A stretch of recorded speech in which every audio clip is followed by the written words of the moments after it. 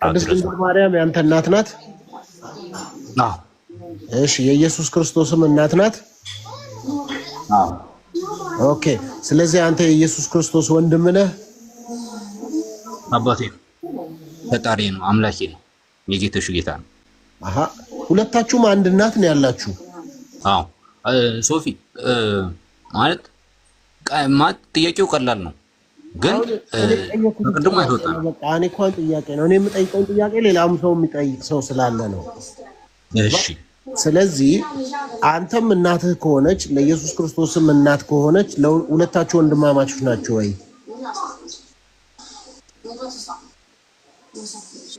ይኸውልህ ይሄንን ጥያቄ አዎ አልመልስም። ማብራራ ከሆነ ብዙ ያስኬደናል። ምናልባት እኔ ከቦታዬ እንዳልወጣ ይሄው ጥቅሱን አምጥቼ ቁጭ አድርጌያለሁ። እንደ ሰው እንደ የኮን ጥያቄ ለምን አመልስ? በጣም ቀላል እኮ ነው። አዎ አይ አይደለም ማለት ጥቅስም አይፈልግም እኮ አሁን ማብራራት እኮ ያስፈልገው። አንተ የኢየሱስ ክርስቶስ ማርያም የኢየሱስ ክርስቶስ እናት ነች አዎ ብለሃል፣ ለኔም እናት ነች ብለሃል። ስለዚህ ሁለታችሁ ወንድማማች ናችሁ ወይ? አጭር ጥያቄ እኮ ጠየቅኩ።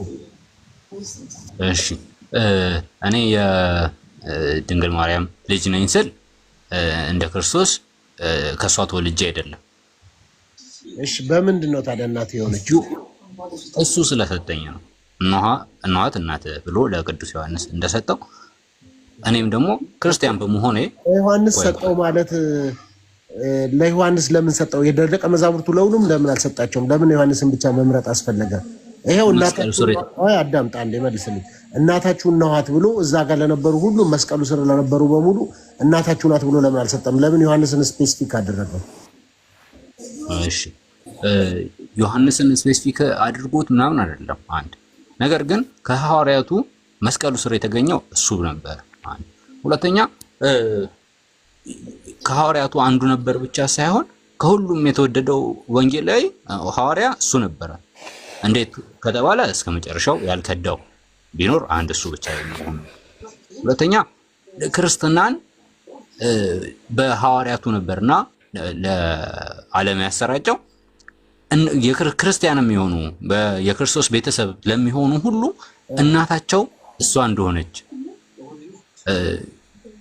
ያውቁ ዘንድ እናቱን እናታችሁ እንዲላቸው ዘንድ ክርስቲያን ሲሆኑ በምን የክርስቶስ ተጻፈውን ኬት አምጥተህ ነው ለሌሎቹ እንዲያብራራላቸው ብሎ ብለህ ያልከው? ኬት ነው ያመጣኸው?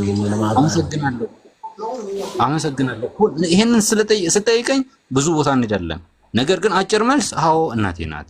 ነገር ግን እንደሱ እንደ ክርስቶስ ቆይ ነገርኩ። እናትህ ከሆነች እናትነት በምንድን ነው? በመወለድ ወይስ መንፈሳዊ እናትህ ናት? በጸጋ ያገኘኋት እናቴ ናት። የጸጋ እናት የሚባል አለ መጽሐፍ ቅዱስ ውስጥ? የጸጋ የምንለው እንዴት ነው? በእኛ ጥረት ሳይሆን በፈጣሪ የዋህነት በፈጣሪ ስጦታ ብቻ ስላገኘናት ነው የጸጋ የምንለው። የቱ ጋር ነው የተሰጠን? አንተ የቱ ጋር ነው የተሰጠን? ለዮሐንስ እናትህን ነውሃት ብሎታል ለዮሐንስ which is good። ለክርስቲያኖች ተሰጠች ነው ለኔም የተሰጠች እኔ ክርስቲያን ስለሆንኩኝ። ክርስቲያን ዮሐንስ ክርስቲያን ነበር እንዴ እንደዛ ሲባል? አዎ። ምኑ ጋር ነበር? ምን ማስረጃ ነበር? በክርስቶስ እየኖረ ነበር፣ ወንጌሉን እየሰበከ ነበር። ጋር ነው ክርስቲያን የተባለው። እኛም እንግባ እንጂ ቆይ አይደለም አለማየሁ አንተ አገባም እንዴ? ቆይ ትገባለህ ቀጥለህ። የቱ ጋር ነው ክርስቲያን የተባሉት ሐዋርያቱ? የትኛው ምዕራፍ ላይ? በአንጾኪያ ነው ክርስቲያን የተባሉት። ምዕራፍ ስንት ላይ? የቱ ጋር? የትኛው መጽሐፍ ላይ? ሶፊ ማለት ትንሽ የሆነ ለመማማር እንዲሆን አሁን ጥያቄ ስተት የለውም። የትኛው ሐዋርያ ስራ ላይ ነው? ዮሐንስ ወንጌል ላይ ነው? ማርቆስ ላይ ነው? አራቱ ወንጌላት ነው ወይስ የትኛው ጋር ነው? ሶፊ አላውቀውም ጥቅሱን። ኦኬ ተሳስቻለሁ በልና አንተ። ስለዚህ ካላወቀው ጥቅሱን አላውቀውም። በደንብ ነው የተናገረ። በቃ ተናግሯል። አንተ ደግሞ ወቤን ደግሞ ልጠይቅህ ከጎረቤትሽ ጋር ከጎረቤት ልጠይቅህ ወቤን ልጠይቅህ። ወቤ ሰማኝ? ወቤ እየሰማኝ ነው ወንድሜ? አዎ እሺ እሺ። አሁን የምጠይቅህ ከጎረቤት አንድ ትልቅ እናት አለች። ዝም ብዬ ልጠይቅህ ነው። ቀጥታ ትንሽ ጥያቄ ማለት ነው። እሺ እየሰማኝ ነው? አዎ አዎ። ጎረቤት የሆነች ሽማግሌ ያለች እና ያቺ ሴትዮ አሳድጋ ያለች ምናልባት እንግዲህ የሆነ አብራችሁ የሆነ በሰፈር ትገናኛላችሁ ያችን ሴትዮ ይቺ ሴትዮ ምንህ ናት ስትባል አንተ እናቴ ናት አትልም?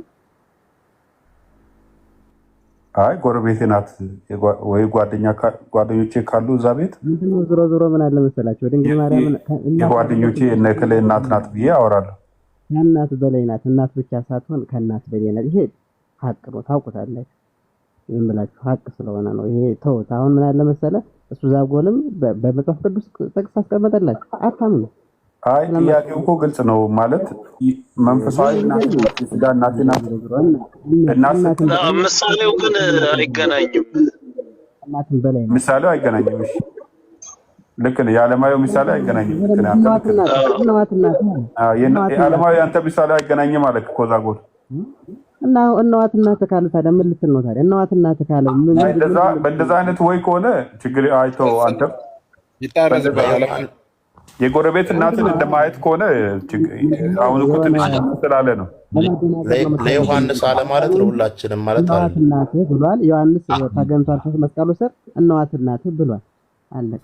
አሌክስ ያንተን ሀሳብ ዛጎል አልተቀበለም። ስለዚህ አንድ አይደለም ተወውና ለምንድን ነው የማይቀበል? የእሱንም ሀሳብ እቀበላለሁ፣ ግን እናንተን ቆይ አንዴ ውቤ፣ የእሱንም ሀሳብ እቀበላለሁ። ነገር ግን አሁን የኔና የእሱ ሀሳብ አንድ እንደሆነ እንድትረዱ ማብራራት ይጠበቅብናል። ያንን ደግሞ የምናደርገው ከሆነ እናድራለን። ከምርጠዋት አንለያይም። ሙላ ምሳ ሙላ አብረን ልንበላ። አይ አሌክስ እኮ የጎረቤት እናቴን እንዴት ታያለህ ያለውን አንተ አልቀበልም አልክ። አይ ቆንጆ እናት በአንተ ጎረቤት ብትኖር ያችን እናት ሰው አይቶ ያንተ ለአንተ ምን ናት ብል እኔ አልቀበልም አላልኩም። አክሊል አለክ። ስለዚህ አሌክስ ያንተ ሀሳብ ዛጎል የጎረቤትን እናት እናቴ ናት ማለት እየቻልክ ለምንድን ነው ድንግል ማርያም እናት ማለት የምትችል ነው አባባሌ።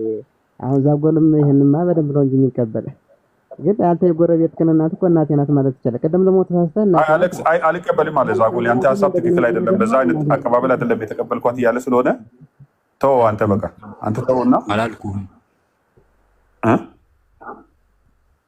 አላልኩም አልቀበልም አላልክም። አሁን ትቀበላለሽ? እሱን የኔ ድምጽ አይደለም የኔ አንተ እቀበላለሁ። ይኸውልህ ነገሮች ሜታፎሪካል ሆኖ ሲመጡ ኤግዛምፕሉ ሜታፎሪካል ሲሆን ግራ ሊያጋባህ ይችላል። አዎ እሱን እቀበላለሁ። ያንተን ለመረዳት ለምን እንደሆነ ይገባኛል። ሜታፎሪካል ለአንተ እንደ አሌክስ በምሳሌ ልታስረዳኝ ትችላለህ? እኔ እንዲቀበልህ? አይ ሜታፎሪካል አላረገውም። ቀጥታ የተጻፈውን ብቻ ነው የምሰጥህ። ምክንያቱም ሜታፎሪካል አድርጎ ክርስቶስ እንኳን በማቴዎስ ወንጌል ይሄንን አሁን መጀመሪያ የተነሳንበትን ፍየሎችና በጎች ብሎ የጠቀሰውን ሜታፎሪካል ኤግዛምፕል ይባላል። ይሄም በምሳሌ ያስተምር ነበር አይደል? ልክ እዚህ ጋር ማቴዎስ 25 ላይ በምሳሌ ነበር እያስተማረ የነበረው። ይሄ የምሳሌ ትምህርት ነው። ሜታፎሪካል ኤግዛምፕል የሚባለው ይሄ ትምህርት ነው። ለዛ ይሄን ትምህርት እንኳን ስላልተረዳህ እኔ ሜታፎሪካል ኤግዛምፕል አልጠቀምም አሁን ለእናንተ። ኦኬ አሁን ስለዚህ ምሳሌ ያስፈልጎ ምሳሌ የለኝም እናት መሆኗንም መጽሐፍ ቅዱሳዊ ማስረጃ ታመጣለህ ማለት ነው። ቅዱሳዊ ማስረጃ ማመጣው መጀመሪያ አሁን ስለ ድንግል ማርያም እናትነት ለክርስቲያኖች እናትነቷን ምናምን ከመመስከራችን በፊት ስለ ክርስቶስ ስለ መዳን ትምህርት እያወራን ነበር። ከሱ በኋላ ነው የዳነ ሰው ነው የድንግል ማርያምን እናትነት ሊጠይቀኝ የሚገባው ብዬ አስባለሁ። መጀመሪያ ይሄን እንደሱማ አትበል ዛጎል። ለሚጠይቋችሁ ሁሉ ለመመለስ ዝግጁ ሁኑ ይላል እንደ መጽሐፍ። ስለዚህ የዳነ ሰው ብቻ እንዴት ይጠይቃል? ማንም ሰው ቢጠይቅ እሱ ሜክ ሴንስ አያደርግም። ከዛ በተረፈ ግን ስላልዳናችሁ አልጠይቁኝም እንዴት ይባላል? እኔ እንደሱ ስላልዳናችሁ አላልኩኝም። እንዴት ታዲያ የዳነ ሰው ነው ያልኩት? መጀመሪያ የዳነ ሰው ነው የሚጠይቀኝ እኮ አልክ እኮ። የዳነ ሰው አይደለም ያልኩት። ነገረ ድህነት ላይ መሰረታዊ የሆነ ትምህርት ላይ እንነጋገር ነው ያልኩት። ተነጋገርንና ታዲያ ያ ሰው ዳነ ማለት ነው እንዴ? አስተካከልክ? ዳነ ማለት አይደለም። ጥያቄውን ልመልስልህ። እያስተካከልኩኝ አይደለም፣ ስላልተረዳኸኝ እያብራራሁት ነው። ለማንኛውም ወደ ቦታው ብንመለስ ማንመለስ ከሆነ በዚህ አጋጣሚ አክሊል ካለ በዚህ አጋጣሚ ምንድን መሰለህ እዚህ ታች የሚሰማው ሰው አንዳንዱ አጥንት ላይ አንዳንዱ ወተት ላይ ያለ ሰው ስላለ ቅድም ውቤ ይቅርታ ጠይቋል። እናታችን ብዬ ያልኩት ለእነሱ እንዲገባቸው እነሱ በሚጠቀሙት ቋንቋ ነው እንጂ የተጠቀምኩት እኔ በዛ አላምንም ብሏል። አንተ ደግሞ በዛ ምናለው ስትል ጥያቄ ያነሳውልህ ያንን ለመመለስ በጸጋ እናቴ ናት ብለሃል። እየተቃወምኩ ሳይሆን በጸጋ እናት ለመሆኗ መጽሐፍ ቅዱሳዊ ማስረጃ ስጠኝ ነው እያልኩ ያለሁት። ዮሐንስ ወንጌል ምዕራፍ 19 ቁጥር 27 ነው የጠቀስከው። እሱን ጠቅሰ ለዮሐንስ ስለተሰጠች ለእኔም እናቴ ነች ብለሃልና ከዛ አንጻር እንዴት ነው አንተ ለምንድን ነው መመለስ አልፈለክም ነው? ካለበለዚያ ደግሞ ወይ አሌክስ መመለስ ይችላል ወይ አክሊል ይመልስና ያንን ኬዝ ገለነው ወደ ነገረ ድነት ብንመለስስ? ጥሩ አክሊል ወይም አሌክስ ይመልሱ እሱን። እሺ ማለት እንዳይዘበራረቅብን ማለት ነው። እሺ ማንኛችሁ? እሺ አሌክስ የትኛውን ዛጎልዬ? የትኛውን ዛጎል ስጠኝ። የትኛውን? ስለ እናትነት ነው አክሊል። እሺ ቴንክ ዩ። ስለ እናትነት ነው ዛጎልዬ? እንዴ አክሊል እኔ እየተናገርኩ አይደል? እናትነት ኦኬ እሺ እኔ እየነገርኩ ነው አይደል? እያወያየሁ ያለሁት ምንድነው? እኔ እየነገርኩ ኮንፈርሜሽን ከዛጎል የምጠይቀው ይሄ እኮ ዲስሪስፔክትነት አይደለም ሶፊዬ። ራንያ እኔ እኮ እንዴት ውሸት አወራለሁ? ዛጎል አክሊል ወይ አሌክስ ይመልሱልህ ስልኮ እሺ ብሎ ነው ወደ እኔ ሲሰጠኝ፣ እኔ ደግሞ ከሁለት አንዳችሁ ብዬ ጠየቅኩትኝ። ኤኒዌይስ እሺ ሚስ አንደርስታንድ አድርጌ ከሆነ ሶሪ። ግን ዞሮ ዞሮ እሺ መልስ አንተ። እናት ለመሆኗ እናታችን ነች ብለሃል። ቅድስት ድንግል ማርያም እናትነቷን የሚያስረዳ መጽሐፍ ቅዱሳዊ ክፍል ካለ መቀጠል ትችላለህ። እሺ ሶፊዬ ሶሪ ዲስሪስፔክት ለማድረግ አልነበረም። የትኛውን ሀሳብ እንደሰጠኝ ለመለየት ብቻ ስለፈለኩኝ ነው እንጂ ያንተን ሀሳብ ላለመቀበል አይደለም።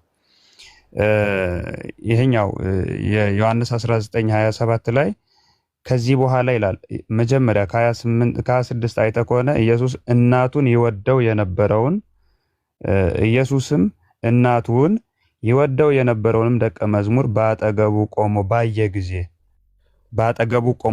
ጊዜ መቼ ነው? በአጠገቡ ቆሞ ባየ ጊዜ እናቱን አንቺ ሴት እነሆ ልጅሽ አላት። በምን ጊዜ ነው? አጠገቡ ቆሞ ባየ ጊዜ ነው። ከዚህ በኋላ ደቀ መዝሙሩን እናትህ እነኋት አለው። ከዚህም ሰዓት ጀምሮ ደቀ መዝሙሩ ወደ ቤቱ ወሰዳት። አየ ምኑ ነው የወሰዳት? ደቀ መዝሙሩ ነው። ሰው ለማን ነው የተሰጠችው? ደቀ መዝሙሩ ለሆነ። የት ስለተገኘ ቦታውን ይጠቅሳል። አየ አጠገቡ። የትኛው? ማን አጠገብ? ኢየሱስ ክርስቶስ በነበረበት እናቱን በአጠገቡ ቆሞ ባየ ጊዜ እናቱን ለማን ሰጠ? ለዮሐንስ። ማን ነው ዮሐንስ? ደቀ መዝሙር ነው። እናት የምትሰጠው ወይም ድንግል ማርያም ለማን ነው የተሰጠችው? ለደቀ መዝሙር ነው። ስለዚህ ደቀ መዝሙር የሆነ ሰው ድንግል ማርያምን ይቀበላታል። እናቱ ዮሐንስ ወንጌል ምዕራፍ 2 ላይ በሰርጉ ቦታ በነበሩ ጊዜ አዳምጠኝ። ቆይ ልጨርስ። የታደሙት ደቀ መዛሙርቱና የደቀ መዛሙርቱ እናት አይልም እኮ የኢየሱስ እናት ነው የሚለው። እኔ የኢየሱስ እናት ናት ሲል ስላት አዳምጥ አሌክስ ቆይ። ሰው ዮሐንስ ደቀ መዝሙር ነው ወይስ አይደለም? ደቀ መዝሙር ነው። መቼ ነው የሰጠው? በአጠገቡ ቆሞ ባየ ጊዜ። ማንን ሰጠ? እናቱን። ለማን? ለደቀ መዝሙሩ። ይሄ ደቀ መዝሙር ደግሞ መቼ ነው የተቀበለው? ዓርብ ዕለት። ሌሎች ደቀ መዛሙርቶች ለምን አልተቀበሉም? የሉም፣ ተበትነዋል። እነሱ ዓርብ ዕለት የሉም። ከመስቀል ስር የነበረው ደቀ መዝሙር ዮሐንስ ብቻ ነው። ሌሎቹ ደቀ መዛሙርት ለምን አልተቀበሉም? በሌሉበት ቦታ ላይ እንዴት ይሰጣቸዋል? ስለዚህ ለምን ዮሐንስ ብቻ ሰሌክት አውት አድርጎ ለአንተ ብቻ ለምን አላለውም? ለደቀ መዝሙሩ ለምን አለው? በኢየሱስ ክርስቶስ የሚያምኑ ምን ተብለው ይጠራሉ? የክርስቶስ ደቀ መዝሙር ተብለው ይጠራሉ። ደቀ መዝሙሮቹ ደግሞ ቆይ ሶፊዬ ልጨርስ። አይደለማ አክሊል እንዳልጨርስማ ለምን መሰለህ እኔ የማልቀበልበት ምክንያት ምንድን ነው ያልከው? አሁን ሌሎቹ ደቀ መዛሙርቶች በሌሉበት ሊሰጣቸው አይችሉም አልክ እንዴ? አንተ ጭራሽ ያልተወለድከው እነዛስ ከመስቀሉ ሸሽተው ፈርተው አይሁድን ፈርተው ይሁን ሄዱ። እሺ እነሱ በሌሉበት እንኳን እናታቸው አይደለችም አልተቀበሉም እያልክ የአንተ ሲሆን ከ2000 ዓመት በኋላ የተወለድከው ሰው ግን አንተ እናቴ ናች እያልክ እኮ ነው እንዴ? ከየት መጥቶ ነው? አንተስ ከየት መጥተህ ነው? በወቅቱ አልነበርክም። ለአንተ ለምን አልተሰጠህም? እሺ ሶፊ በደንብ ቀጥልሽ። በደንብ አልሰማኸኝም ሶፊ፣ በደንብ አልሰማኸኝም። ይኸውልህ አልተገኙም ስላልተገኙ ምን አለ ደቀ መዝሙሩ ብሎ ጠራ።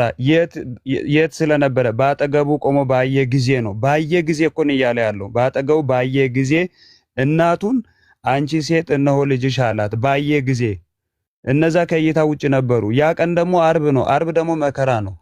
እስከ መጨረሻ ድረስ የጸና ይድናል እንደሚል እስከ መጨረሻ ድረስ ለነበረው ደቀ መዝሙር ነው ስጦታ የሰጠው ሽልማት የሰጠው። በነገራችን ላይ የድንግል ማርያም እናትነት ሽልማትነት ነው። ይሄን ማወቅ ያስፈልጋል። እኔ ድንግል ማርያምን እናት ብሎ ለመቀበል እኔ የሚከብድ አይመስለኝም። መዝሙር 87 ከቁጥር እናት ብዬ ቀበላለሁ አልቀበልም አላልክም። እኔ አሁን አስረዱ ነው እኮ እያስረዳውኝ እኮ ነው ሶፊዬ።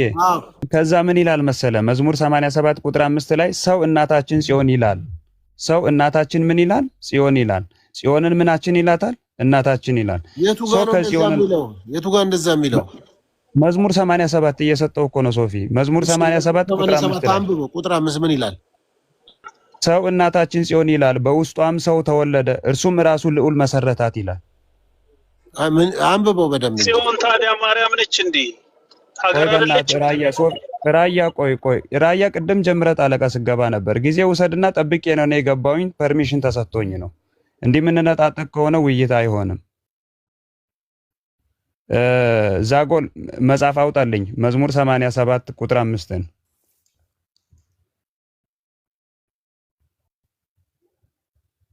ሶፊ እንድታነበው ነው። ያውልህ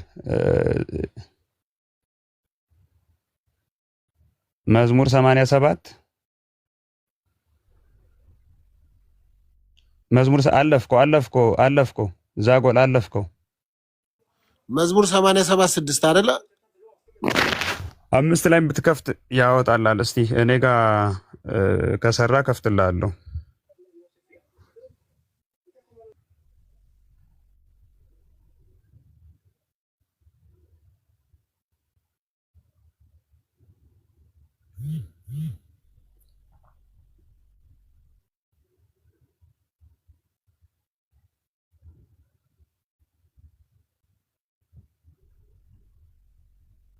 ይታያል ሶፊ? ችግሩኝ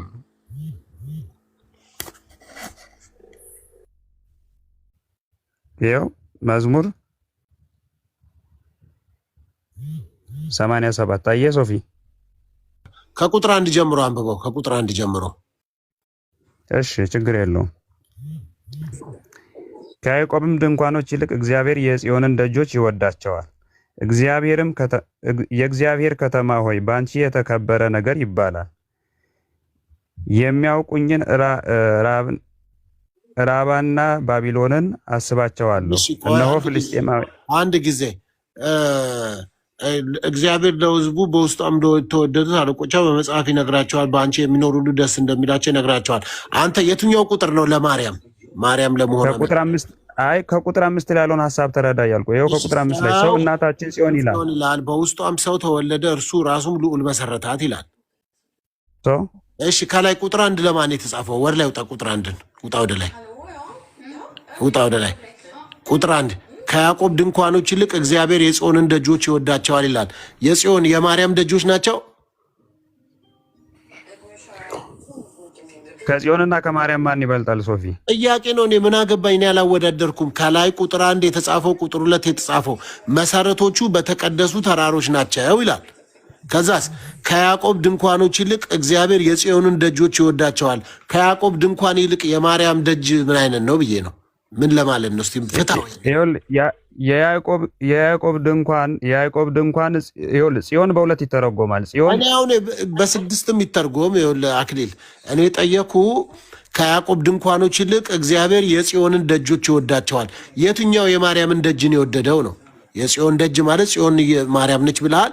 የማርያምን ደጆች ይወዳቸዋል ብለን እናስገባለን በጽዮን ቦታ። ስለዚህ የጽዮን ደጆች ምንድን ነው? የማርያም ደጆች የቶቹ ናቸው? የትኛውን ደጇን ነው የሚወደው? 3 ላይ ከተማ ይላል ጭራሽ። የእግዚአብሔር ከተማ ሆይ በአንቺ የተከበረ ነገር ይባላል ይላታል። ዞሮ ዞሮ እስቲ ቀጥል። እኔም ባስረዳ አንተም ብታስረዳ ጥያቄ ብትጠይቅ የየራሳችን ያዝንበት አቋሞች ያሉ ይመስለኛል። ስለዚህ ሬድን የማስረጃ እኔ በጣም በክብር ነው የማወራው። ጥያቄ ሲኖርብኝ ጥያቄ እኔ ጥያቄ ነው ማነሳው። ሌላ ሰው ማንም ጣልቃ እንዳገቡ ከማናችሁም ተድላም አለማየሁም ጣልቃ እንዳገቡ። ስለዚህ እኔ አሁን የጠየኩትን ጥያቄ ነው የጠየኩት ጥያቄ ስላልገባኝ መጠየቅ የጥያቄ ስተት የለም።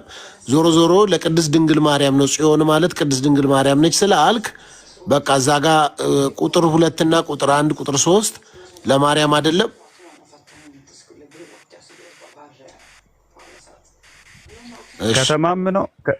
ከተማምነው ማርያምንም ነው ትንቢት ነው ይሄኛው ክፍል። እሺ በቃ እሺ፣ ዛጎል መቀጠል ይችላል። ይሄን መመለስ ትፈልጋለህ? ያሁኑን አንተ መልሶ አለ መልሱ ካለ አሁን የዳዊት መዝሙር ላይ የተጠየቀውን መዝሙር 27 ላይ ያለው 67 ነው 27 ነው ያለው። ካለህማ ቀጥል።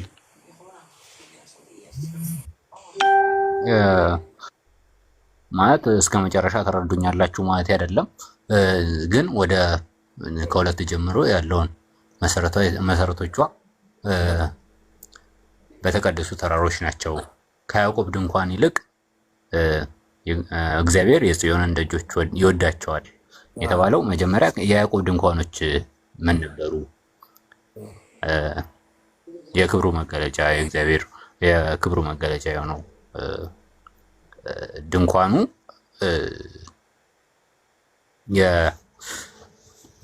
እሱ የሚገለጥበት ጽላቱ የሚቀመጥበት ነበር አይደል? ነገር ግን ለውጥ ያላመጣው ማለት ለሰው ልጆች ድህነትን ያላመጣው ምናልባት እየተነበበ ካልሆነ አላውቅም። ኧረ እያነበብን ነው በደንብ እና ያንን ለማመልከት ከያዕቆብ ድንኳኖች ይልቅ እግዚአብሔር የጽዮንን ደጆች ይወዳቸዋል ይላል። ጽዮን ማርያም ናት አይደለ? አዎ።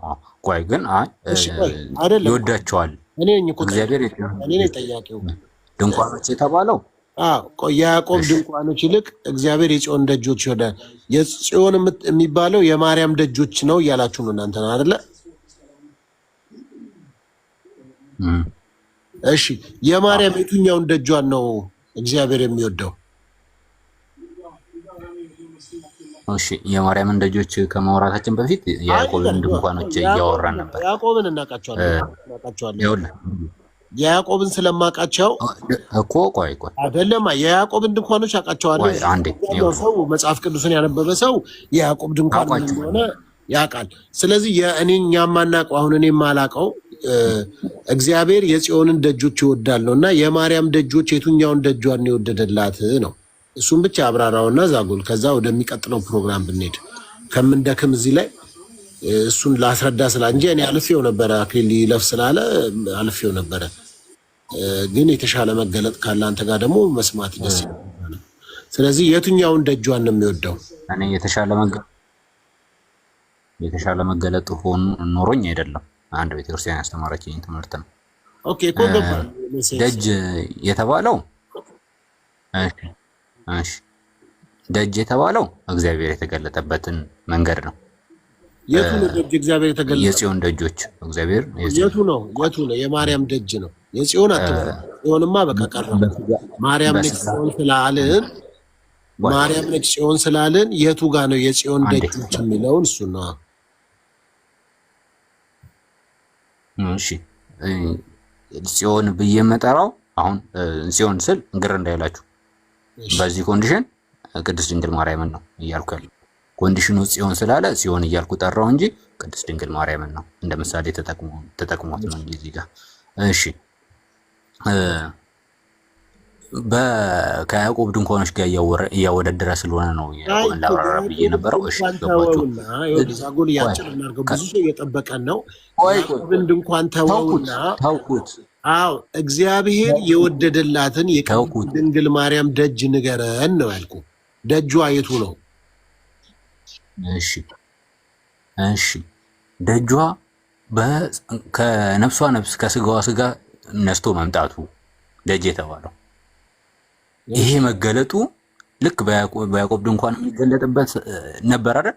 አሁን ደግሞ ከሷ ስጋ ነስቶ ተገለጠ፣ ታየ። ደጅ ማለት ልክ ደጅ ሲወጣ ይኸውልህ ደጅ ብቻ ብለን አንፍታው። ምንድነው መገለጡን ነው አሁን እየተነገረ ያለው። እዚህ ጋር እየተነገረ ያለው መገለጡን ብቻ። እግዚአብሔር የወደደላት ምንድነው? ደጅ ስንወጣ ብለሃል። የት ነው ደጅ የምንወጣው? እሺ ይኸውልህ የወደደው ደጇን ነው አይደል? ይሄንን ደጅ ነው አይደል? የወደደበት ምክንያት ሊያድን መምጣቱን። ደጇ የቱ ነው? ምኗ ነው ደጇ? እግዚአብሔር ከስጋዋ ስጋ ከነፍሷ ነፍስ መንሳቱን፣ ይሄን ንጹህ የሆነውን ስጋዋን መንሳቱን፣ ከሷ ስጋ ማግኘቱን፣ የሷን ስጋ ከስጋዋ ስጋ ከነፍሷ ነፍስ መንሳቱን፣ ንጹህ ሆኗ በድንግልና ተቀድሳ በቤተ መቅደስ አድጋ የቆየችበትን ስጋዋን ደጅ ብሎ ይጠራል። ያንን ወደደ ንጉስ፣ ማደሪያውን ወደደ አይደል? ያን የተወደደውን አካሏን ነው የመረጠው። ማደሪያውን መረጠ ስንል አይደል? ከዳዊት ወገብ ጀምሮ ከአዳም ወገብ ጀምሮ ሲጠብቃት የነበረውን ከልጅ ልጅ ተወልጄ አድንሃለሁ እንዳለው ይሄንን ትንቢት የፈጸመበትን መንገድ ወደደ። ደጅ ይሄንን ነው። በያዕቆብ ድንኳን ተገልጦ የሰውን ልጆች ሊያድን አልቻለም። ከእሷ ግን ስጋና ነፍስ ነስቶ ይሄው ሊያድን ችሏል። ይሄንን ወደደ። ዓለምን ከፈጠረበት ጥበቡ የበለጠ ያዳነበት ጥበቡ የበለጠ ይገርማል። ድንቅ ነው የምንለው በዚህ ነው። ኦኬ የጽዮን ደጆች ማለት ይሄ ነው። ኦኬ ደጇ። እሺ እዚህ ጋር የተጻፈው የዮሐንስ ወንጌል ምዕራፍ 12 ላይ ከቁጥር 12 ላይ ጀምሮ ላንብብልሽ። በማግስቱም ለበዓሉ የመጣው ብዙ ሕዝብ ኢየሱስ ወደ ኢየሩሳሌም እየመጣ መሆኑን ሰሙ። የዘንባባ ዝንጣፊ ይዘው ሊቀበሉት ወጡ። ድምፃቸውንም ከፍ አድርገው እንዲህ አሉ፣ ሆሳዕና በጌታ ስም የሚመጣ ብሩክ ነው፣ የእስራኤል ንጉሥ የተባረከ ነው። ኢየሱስም የአህያ ውርንጭላ አግኝቶ ተቀመጠ፣ እንዲህም ተብሎ እንደተጻፈ የጽዮን ልጅ ሆይ አትፍሪ፣ እነሆ ንጉሥሽ በአህያ ግልገል ተቀምጦ ይመጣል ይላል። የጽዮን ልጅ ሆይ አትፍሪ የተባለው ቅድስት ድንግል ማርያምን ነው፣ የእሷን ልጅ ነው የማለት ጽዮን ልጅ ሆይ አትፍሪ ማለት የድንግል ማርያም ልጅ ሆይ ማለት ነው። ያው እዚህ ጋር የጽዮን ልጅ ሆይ አትፍሪ እነሆ 12 ነው ያልከኝ? 12 ከ12 ጀምሮ ግን 12 ነው ያልከኝ? 15 ላይ ያለውን ቃል ነው እኔ የፈለጉት። ያው ጽዮን እዚህ ጋር ከተማ እንደሆነች እዚህ ጋር ያወራልና እንግዲህ እንዴት ነው ብዬ ነው እስቲ ያውና እሱን 12 እስከ 15 ይሄው ምንም ያገኘሁት ነገር 12 15 ነው። 12 ጀምሮ ነው ያነበብኩልህ። በደንብ አድርጌ ሐሳቡን ይዘህ እንድትመጣ ከ12 ጀምሮ ነው እንጂ ያነበብኩልህ። የ12 15 ላይ ያለው ቃል ነው። ያው ከ12 አንብበው። ማናት እቺ የጽዮን ልጅ?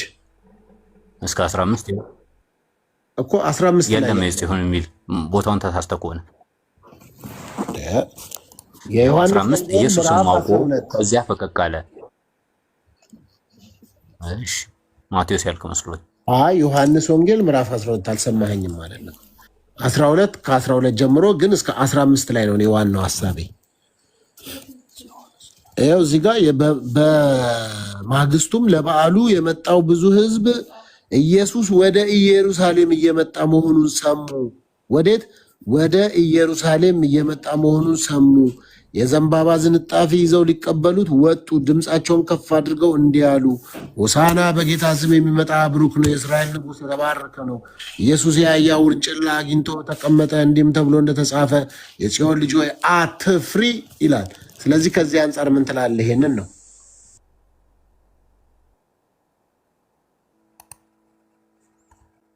እሺ አሁን ቦታውን እንትን እያልኩ የነበረው ለሚመለከተውም እያነበበን እንዲል። ነገር ግን እንደ ቤተክርስቲያን ሁሉንም ቦታዎች ጽዮን የሚለውን ቦታ ድንግል ማርያም ብላ አትፈታም ቤተክርስቲያን። ከተማም ብላ አትፈታለች። የተመረጠ እሺ በቃ እንደውም ተውና እሱን የመዝሙር 87 አይደለም ቁጥር 6 ላይ ያለውን ብቻ ይልሽ።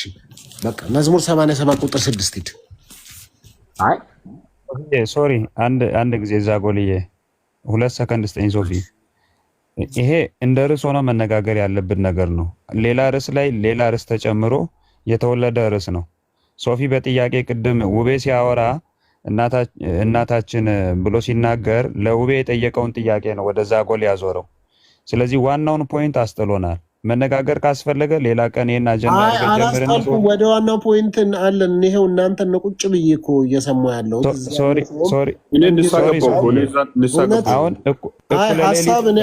ሀሳብ አላስቀይርም ለዘላለም። እኔ ሀሳባችን ሄዳል። ግን ቅድም ያነሳውን መዝሙር 87 ቁጥር 6 ብላል። ከቁጥር 1 ጀምሮ አንስተን እስከ ቁጥር 6 ያለውን ምክንያቱም እዛ ላይ ለሁለት ነገር ተጽፏል ብለዋል ዛጎል። ቅድም አንተን አይደል ዛጎል ነው ያልከው? አክሊል አላቅም ከሁለት አንዳችሁ። ከቁጥር 1 እስከ 6 ባለው ላይ አንደኛው 2 ቁጥር የተጻፈው ለጽዮን ከተማ ነው፣ 6 ቁጥር የተጻፈው ደግሞ ለማርያም ነው ብላችሁ በሁለት ከፍላችሁታል። ትንቢታዊ አንዱ ለከተማ ነው፣ አንዱ ለማርያም ነው ብላችሁ ስለለያያችሁት ከዛ አንጻር ነው እየጠየቅኩ ያለሁትኝ። ያንን አብራሩና ጨርሱና ሶፊ ወደምንግባባበት ወደ መነሻው ለምን አግባባንም? አንዳንድ መጽሐፍ ቅዱስ እያነበብን እንዴት ነው የማንግባባው? አክሊል እንዴ ጉዳዩ እኮ መጽሐፍ ቅዱስ ላይ የተጻፈ ነገር ነው እያወራን ያለ ነው። እኔ ክርክርም ጭቅጭቅም አይደለም፣ ኢቭን በዛ ስፒሪትም አይደለም እየጠየቅኩ ያለሁት እንድንወያይ ነው። ሌላ ሰው ሶፊ ለምን እንደዛ እንዳልኩ ታውቃለህ? ለምን መሰለ እንደዛ አልኩኝ? ይኸውልህ በውስጧም ሰው ተወለደ ይላል። ከማርያም ሰው አልተወለደም? እግዚአብሔር ኢየሱስ ክርስቶስ አልተወለደም? ራሱ ልዑል መሰረታት ይላል። ድንግል ማርያምን የፈጠረው ማን ነው? ራሱ ኢየሱስ ክርስቶስ ነው። ስለዚህ ግልጽ የሆነ አማርኛ ነው ስናወራ የነበረው። ስለዚህ ሌላ ጭቅጭቅ እንዳይሆን ያልኩ ለዚህ ነው። ራሱ ልዑል መሰረታት ይላል፣ በውስጧም ሰው ተወለደ ይላል። አክሊል ለምሳሌ እኔ አሁን እናታችን ቢያወራሁት ያነሳሁት ለምንድን ነው? ብዙ ጊዜ ያው ከእናንተ ሰዎች ሲሰማ እናታችን ከሪስፔክት የተነሳ ነው። ገብቶኛል። አንዴ ስማኝ። እናንተ በዛ ወይ ስለምትቀበሉ እምነት ይሄ ከመስማት ነው የሚባለው። ብዙ ጊዜ እናንተን ስለሰማው በዛ ቃል እኔም አልኩኝ። እንደኔ ዝም ብሎ ቃሉ ሳይገባቸው የሚሉ ሰዎች ካሉ እንደኔ ንስሐ እንዲገቡ እንዲታረሙም ጭምር ስለተነሳ ይህንን ሀሳብ አንተ ተቀብለ ካለ ከመጽሐፍ ቅዱስ እውነትም እኔም ዛሬ አምኜ እንድል ዝም ብዬ ከእናንተ በሰማሁት ከማለት ይልቅ እንደተለምዶ ሳይሆን በእምነት እንዲሆን በእግዚአብሔር ቃል መረጋገጥ ስላለበት ነው እያነሳ ያለው እና አሁን ያነሳችሁት ሀሳብ ቦታ ለእኔ አሁን አምኜ እንዲቀበል እናታችን ናት እንዳልል እንድል የሚያደርገኝ ቦታ የለም። ሲሆን ከተማ እዚህ ጋር እያለ ደጅ እያለ ደጆቿ እያለ እንግዲህ ስጋዋን ነሳ ካለ አንዱ ከታች እዚህ ማጸኗን እያለ ነው ማለት ነው። ብዙ ደጆቿ የሚለው ከተሞች አይገናኝም። ስለዚህ የማየውን ቦታ ሲሄድ የማየውን እንትን ዲስሪስፔክት ወደ ማድረግ ነው የምንሄደው፣ ያልሆነ ቦታ ስንሰጥ ማለት ነው። ውብዬ ቆይ አለማየሁ አንድ ጊዜ ቆይ። ለዚህ ነው እኔ ቅድም ሶፊም በደንብ እድል እየሰጠን አይደለም። ዞሮ ምንድን ነው እድል እየሰጠን አይደለም? አረ በጣም ነው የምገርመው። አንተ ደግሞ እድል እየሰጠን አይደለም ትላለህ እንዴ? አመቱን ሙሉ እያወራ ቆይታ አሌክስ። ወንድሜ እንዳትናደድ። ታዲያ የማየውን ነገር ለምን እኔ ሚውት አድርጌ እየሰማሁ አይደል? እኔ ያልገባኝ ጥያቄ ሲሆን አጥብቄ እጠይቃለሁ። አሁን ሙት አድርጌ ቆየሁ። ምንድን ነው ሙት አድርጌ ቆየሁ? አሁን አንድ ትንሽ ተናገረ ልወጣ እኔም በቃ። ምክንያቱም ምንድን ነው አንተ ተናግረህ ለመውጣት ነው የፈለግከው። እኔ ግን ሚውት አድርጌ ከፈለግ ተናግሮ መውጣት የለም። መውረድ ከፈለግ ወርደ መሄድ ትችላለህ እንጂ እዚህ ውይይት ነው። ተናግረህ ለመውጣትማ ለምሮ ተናግረህ የምትወጣው ለምትፈልገው ሰው ነገራቸው ቆያለሁ። አዎ ችግር የለም። እሺ ቆያለሁ። ግን ምንድን ነው አብሮ ከፈለግ አንድ ቃል የምናገረው ለምን አንተ ትናገራለህ? እድል የተሰጣቸው ሰዎች እኔ አይሆንልኝም ብለህ እሺ አንተ ይሄንን ታብራራለህ። የመዝሙር 87 ቁጥር 6ን ከአንድ ጀምሮ ያለውን ታብራራለህ። ለአንተ እድል እንስጥ። አክሊልና ዛጎል ዝም ይበሉ። እናንተንም እኮ መጠየቅ እንችላለን አይደለም? እስኪ ዞሮ ትችላለህ እኮ መጀመሪያ ይሄንን ጨርስ፣ ከዛ የፈለግከውን ጥያቄ ትጠይቃለህ። በነገራችን ላይ ቆይ ከእናትነትና ከብጽጥነት የቱ ይበልጣል? አሁን አይደለም መመለስ ትፈልጋለህ ይሄን ጥያቄ? ቢጽት ናት ከእናትነት በላይ ይሄንን መመለስ ትፈልጋለህ ወይ? እድል እንስጥ። ለአንተ ትመልሳለህ አሌክስ? እድል እንስጥ። በዛጎል ፋንታ አንተን እድል እንስጥ ታብራራዋለህ? ያለው ወንድሜ ሶፊ ነገርኩህ እኮ ከእናትነት እኮ እድል እንስጥህ ወይ ለአንተ ታብራራለህ ወይ ነው የሚለው ደግሞ የት ላይ ያለ? ሉቃስ ላይ ያለ እየተናገርኩ እኮ ነው ሶፊ እኮ እድል እንስጥህ። እንትና ዛጎል ያቁምና አንተ ታወራዋለህ። እያወራሁ እኮ ነው ታዲያ። ኦኬ እሺ፣ ቆይ ላስቀምጥሽ አንተን ከላይና በዛጎል ቦታ። አሁን አንተ መጽሐፍ ቅዱሳዊ ሐሳቡን መዝሙር 87 ቁጥር 6ን አንስተዋል። አንተ ግን ከ1 እስከ 6 ያለውን አብራራ ቀጥል። ጽዮን ማለት ማርያም ናች የሚለውን ከዛ ቁጥር 2 ላይ እግዚአብሔር የሚወድላት የጽዮንን ደጆች እግዚአብሔር ይወዳቸዋል ይላል። ስለዚህ የጽዮን ደጆችን እግዚአብሔር ይወዳቸዋልናል። የማርያም ደጅ ምንድን ነው? እሱን አብራራሽ ቀጥል። ምንድነው ግን 2-3 ጊዜ አሁን እኔ እንደዚህ ቃል ራሱ ነው እኮ አሁን ምንድነው እናታችን አይደለችም ትላላችሁ። ከዛ በኋላ ደግሞ ድጋሚ ደግሞ ሌላ ቃል እኔ እናታችን አይደለችም ነች አላልኩም። የኔን አልሰማህም ማለት እኔ እናታችን ነች አላልኩም። ቁጥር 2 ላይ ያለው እንግዲህ ከያዕቆብ ድንኳኖች ይልቅ እግዚአብሔር የጽዮንን ደጆች ይወዳቸዋል ይላል። የማርያም ደጅ ማርያም ነች ጽዮን ብለሃል አይደል እንዴ? ስለዚህ ደጆቿ ምንድናቸው? እግዚአብሔር የወደደላት ደጆች የትኛውን ነው ጥያቄ ነው እኮ የተጠየቀው።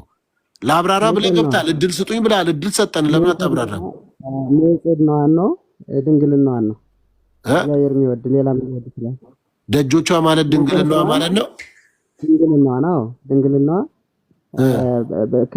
ድንግል በክሌ በሁለት በስጋም በነፍስ ድንግል ስለሆነች በቃ ምን አለ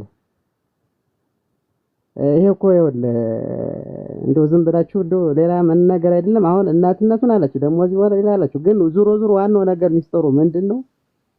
ድንግልና ደጅ ማለት ድንግልና ማለት ከእናትነት በላይ ብጽዕት ማለት አለባቸው። እናትነቷን ተዋት በቃ ተውት፣ አትመኑበት። ግን ትውልድ ሁሉ ብጽዕት ይሉኛል። ግን ማን የሚተረጉምላቸው በጌታ ከምን ነው? በግሪክ ሁኔታ የተረጎመው ከምንድን ነው የማምጣው የምተረጉሙት? ግን አሁን በዕብራይስጥ ነው። እኔ ዕብራይስጥ በደንብ አድርጌ ያነባለሁና ከምን አውጥታችሁ ነው አሁን በሩን ደጁን የሚለውን ማህፀኗ የምትሉትኝ ቅድስናዋን የት ላይ ነው የተተረጎመ? ወንድም አቤት ከምን አምጥታችሁ ነው የተረጎማችሁት? ሌላ እናንተ መጽሐፍ ቅዱስ ይዛችሁ ነው? መጽሐፍ ቅዱስንማ ታውቁታላችሁ እኮ በደንብ ያደርጋላችሁ። እና ካወቃችሁት አሁን በጽህናዋን ብለህ እንዴት አድርገህ ተተረጉመዋለህ? ጽዮን ማለት የሩሻላይም ሸሊ ይላታል። ስለ ኢየሩሳሌም ነው የሚያወራ።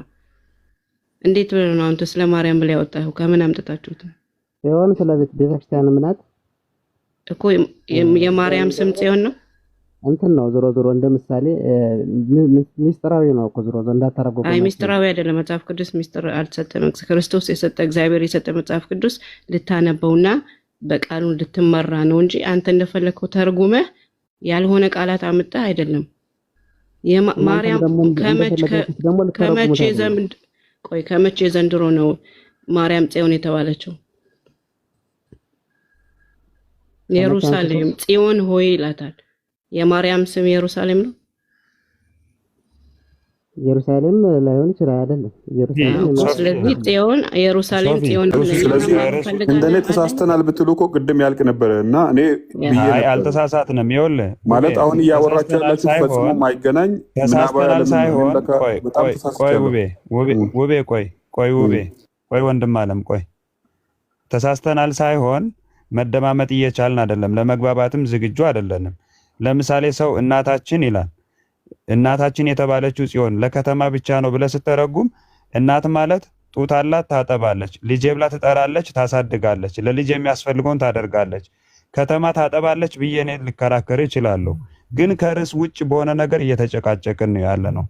እናታችን ከርዕስ ውጭ አክሊል ርዕስ እኮ የምንለው ከዚህ በላይ ትልቅ ርዕስ አለ እንዴ? አሁን እኮ በቃ ጥሩ ሀሳብ እኮ ነው እየተወያየን ያለው። ስለመዳን ሶፊ ስለመዳን እኮ ነው እናወራለን። ለምንድን ነው እናንተ የመረጣችሁትን ብቻ የምታወሩት? እዚህ ጋር ቅድም እናንተ ናችሁ በፍላጎታችሁን ውቤን ስናገር ስጠይቅ እኛን መልሰዋለን አላችሁ። እሺ ብዬ እናንተን ከተትኳችሁ ጉዳይ ውስጥ እንጂ ጥያቄው ለእናንተም አልነበረም። የጠየኩት ሶፊ ዛጎልን ጠየክና ውቤ እኔ ነኝ የተናገርኩ ብሎ ነው የወሰደው። አንተ ዛጎልን መጀመሪያ ዛጎል መስሎኝ ነው ያወራው። ዛጎል መስሎኝ ከዛ ይሄን ይላል ብዬ ኤክስፔክት ስላላረኩኝ ዛጎል ነው ብዬ አሰብኩኝ። ከዛ ውቤን ስጠይቅ እኔ ነኝ አለ። ውቤን ስጠይቀው ተሳስቼ ነው የቃላት ግድፈት ነው ይቅርታ አድርጉልኝ አለ። ስለዚህ ዛጎል የቃላት ግድፈትን ለአንተ ለራስህ ያዘው አለና ውቤን እኔ ልመልስ አለ። ኦኬ መልስ ብዬ ለዛጎል እድሉን ሰጠውኝ። አንተም ገባህበት።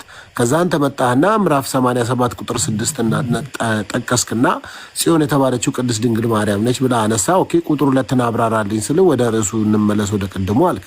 ስለዚህ እኮ ምንም ችግር የለውም። አንስተን እየተወያየን ነው። እናንተ አንዱ ተሸናፊ አንዱ አሸናፊ ለመሆን እኮ አይደለም እኮ ይሄ እኮ ውይይት እኮ አይደለም። ሶፊዬ ይኸውልህ ለምን መሰለ ወደ ርዕሱ እንመለስ ያልኩበት ዛጎልም በዚህ ጉዳይ ላይ አይደለም ሀሳብ ሲሰጥ የነበረው አንተ ነህ። ዛጎል እንደዛ ብለህ ታምናለህ እንዴ ብለህ ዛጎልን ወደዛ ርዕስ የከተትከው ሶፊዬ አንተ ነህ። ለዚህ ነው ይኸው ዛጎል እኮ እዚያ ያለ እኔ አልከተትኩም። እኔ ቆይ አስጨርሰኛ ሶፊ አንዴ አድምጠኝ። ሶፊ በሰዓቱ ሚውት አድርጎ እኛን እየሰማን ነበር። እኔ በመሀል ሳነሳ ምንድን ነው ድንግል ማርያምን ሪስፔክት የሚያደርጉት እናታችን ራሱ መድኃኒትን አገኘው አለች ማለት እኔ አነሳው።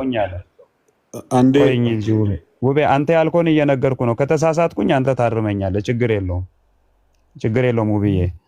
አንተ ውቤን ጠየቅከው። ውቤ ምን አለ? መጀመሪያ ዛጎል አልክ። ዛጎል እንዳልሆነ ውቤ እኔ ነኝ አለ።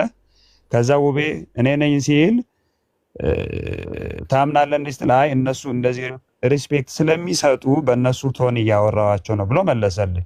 ከዛ ዛጎል እንደዚህ ብለህ ታምናለህ እንዴ ብለህ ዛጎልን ያስከው።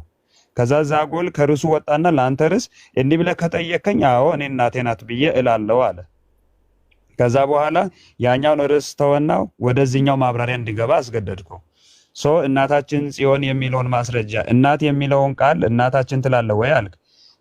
የአምላክ እናት ከአንድ ከተማ አታንስም የሚለውን ማስረጃ ሳመጣልህ ማርያም ናት ብለህ ያስክና አንተ ከላይ ጀምረህ አልከኝ። እንድናገር እንኳን ጊዜ አልሰጣችሁኝም። እንተውና በዚህ ጉዳይ አሁንም ስለማንግባባ ከተማን እናት ያለ የአምላክን እናት እናቴ ለማለት ታንሳለች ካለ አንድ ሰው ርዕስ አድርገን ይህን ለመነጋገር ይከብደናል። እንተውና ዋናው መሰረታዊ ነገር ስለሷም ቅድሚያ ከመነጋገራችን በፊት የመዳን ጉዳይ ይቀድማል። አንድ ሰው ለመዳን ምንድን ነው ማድረግ ያለበት? በመዳን ዙሪያ ቅድም አድርጋችሁ አታልፉም። አንዴ የተናገረው ውቤ የተናገረውን ነገር የማትስማሙበት ከሆነ አንዴ ለምን በትክክል መጽሐፍ ቅዱሳዊ ሀሳብ አድርጋችሁ ወይም ደግሞ በእናንተ እምነት መጽሐፍ ቅዱስ ብቻ ብላችሁ ስለማትቀበሉ ወይ ከሌላ በሌላ ነው ብላችሁ ለምን አሁን ከመጽሐፍ ቅዱስ ስላላችሁ ነው እኮ ችግር የተፈጠረው አክሊል እንጂ ከታምረ ማርያም ላይ ወይ ከሌሎች ገድላት መጽሐፍ ላይ ወይም ደግሞ የቤተ ክርስቲያኗ ማስተማሪያ ከሚባሉ መጽሐፍቶች ቢሆን የጠቀሳችሁት እኮ እዚህ ውስጥ ሁሉ ውስጥ አንገባም ነበረ። ስለዚህ መጽሐፍ ቅዱስ ብላችሁ ስለጠቀሳችሁ መጽሐፍ ቅዱስን ደግሞ እናንተ እንደፈለጋችሁት እናንተ እንደተረዳችሁት ብቻ እንድትፈቱት ለምን ሆነ? ኢቭን እናንተ አሁን አክሊል ሌላ ነው የተረጎምከው፣ ዛጎል ሌላ ነው የተረጎመው፣ አለማየሁ ሌላ ነው የተረጎመው፣ ከታች ዲያቆን አዳና አለ እሱ የተረጎመው ትርጉም እያነበብኩ ነበር። የተለያየ ነው የተረጎማችሁት፣ ግን ሁላችሁም አንድ ቤተክርስቲያን ውስጥ ያላችሁ ሰዎች ናችሁ። ከዛ አንጻር ነው ጥያቄ የተነሳብኝ እንጂ እኮ አንድ መደምደሚያ ያደርጋችሁ እንኳን እናንተ ተግባብታችሁ በዛ ጉዳይ ላይ መልስ ብትሰጡ የሁሉ ጣጣ ውስጥ አንገባም። ስለዚህ ለምን ከዚህ አንጻር ለምን አንድ ወጥ መልስ ተናግራችሁ ለምን አናልፍም ነው? ለምንድን ነው ከዚህ ርዕስ እንውጣ የምትሉት? ርዕስ አድርገን አልተወያየርንም። ሰበር የሆነ ነገር ውቤ ስለተናገረ ከዛ አንጻር ነው ያነሳ ነው እና ለምን የራሳችሁን መዝሙር 87ም ቁጥር 2ን አብራርታችሁ ቁጥር 3ን አብራርታችሁ 4ን አብራርታችሁ ለምን ከዚህ ነገር አንወጣም ነው? አክሊል ፍቃዳችሁ ከሆነ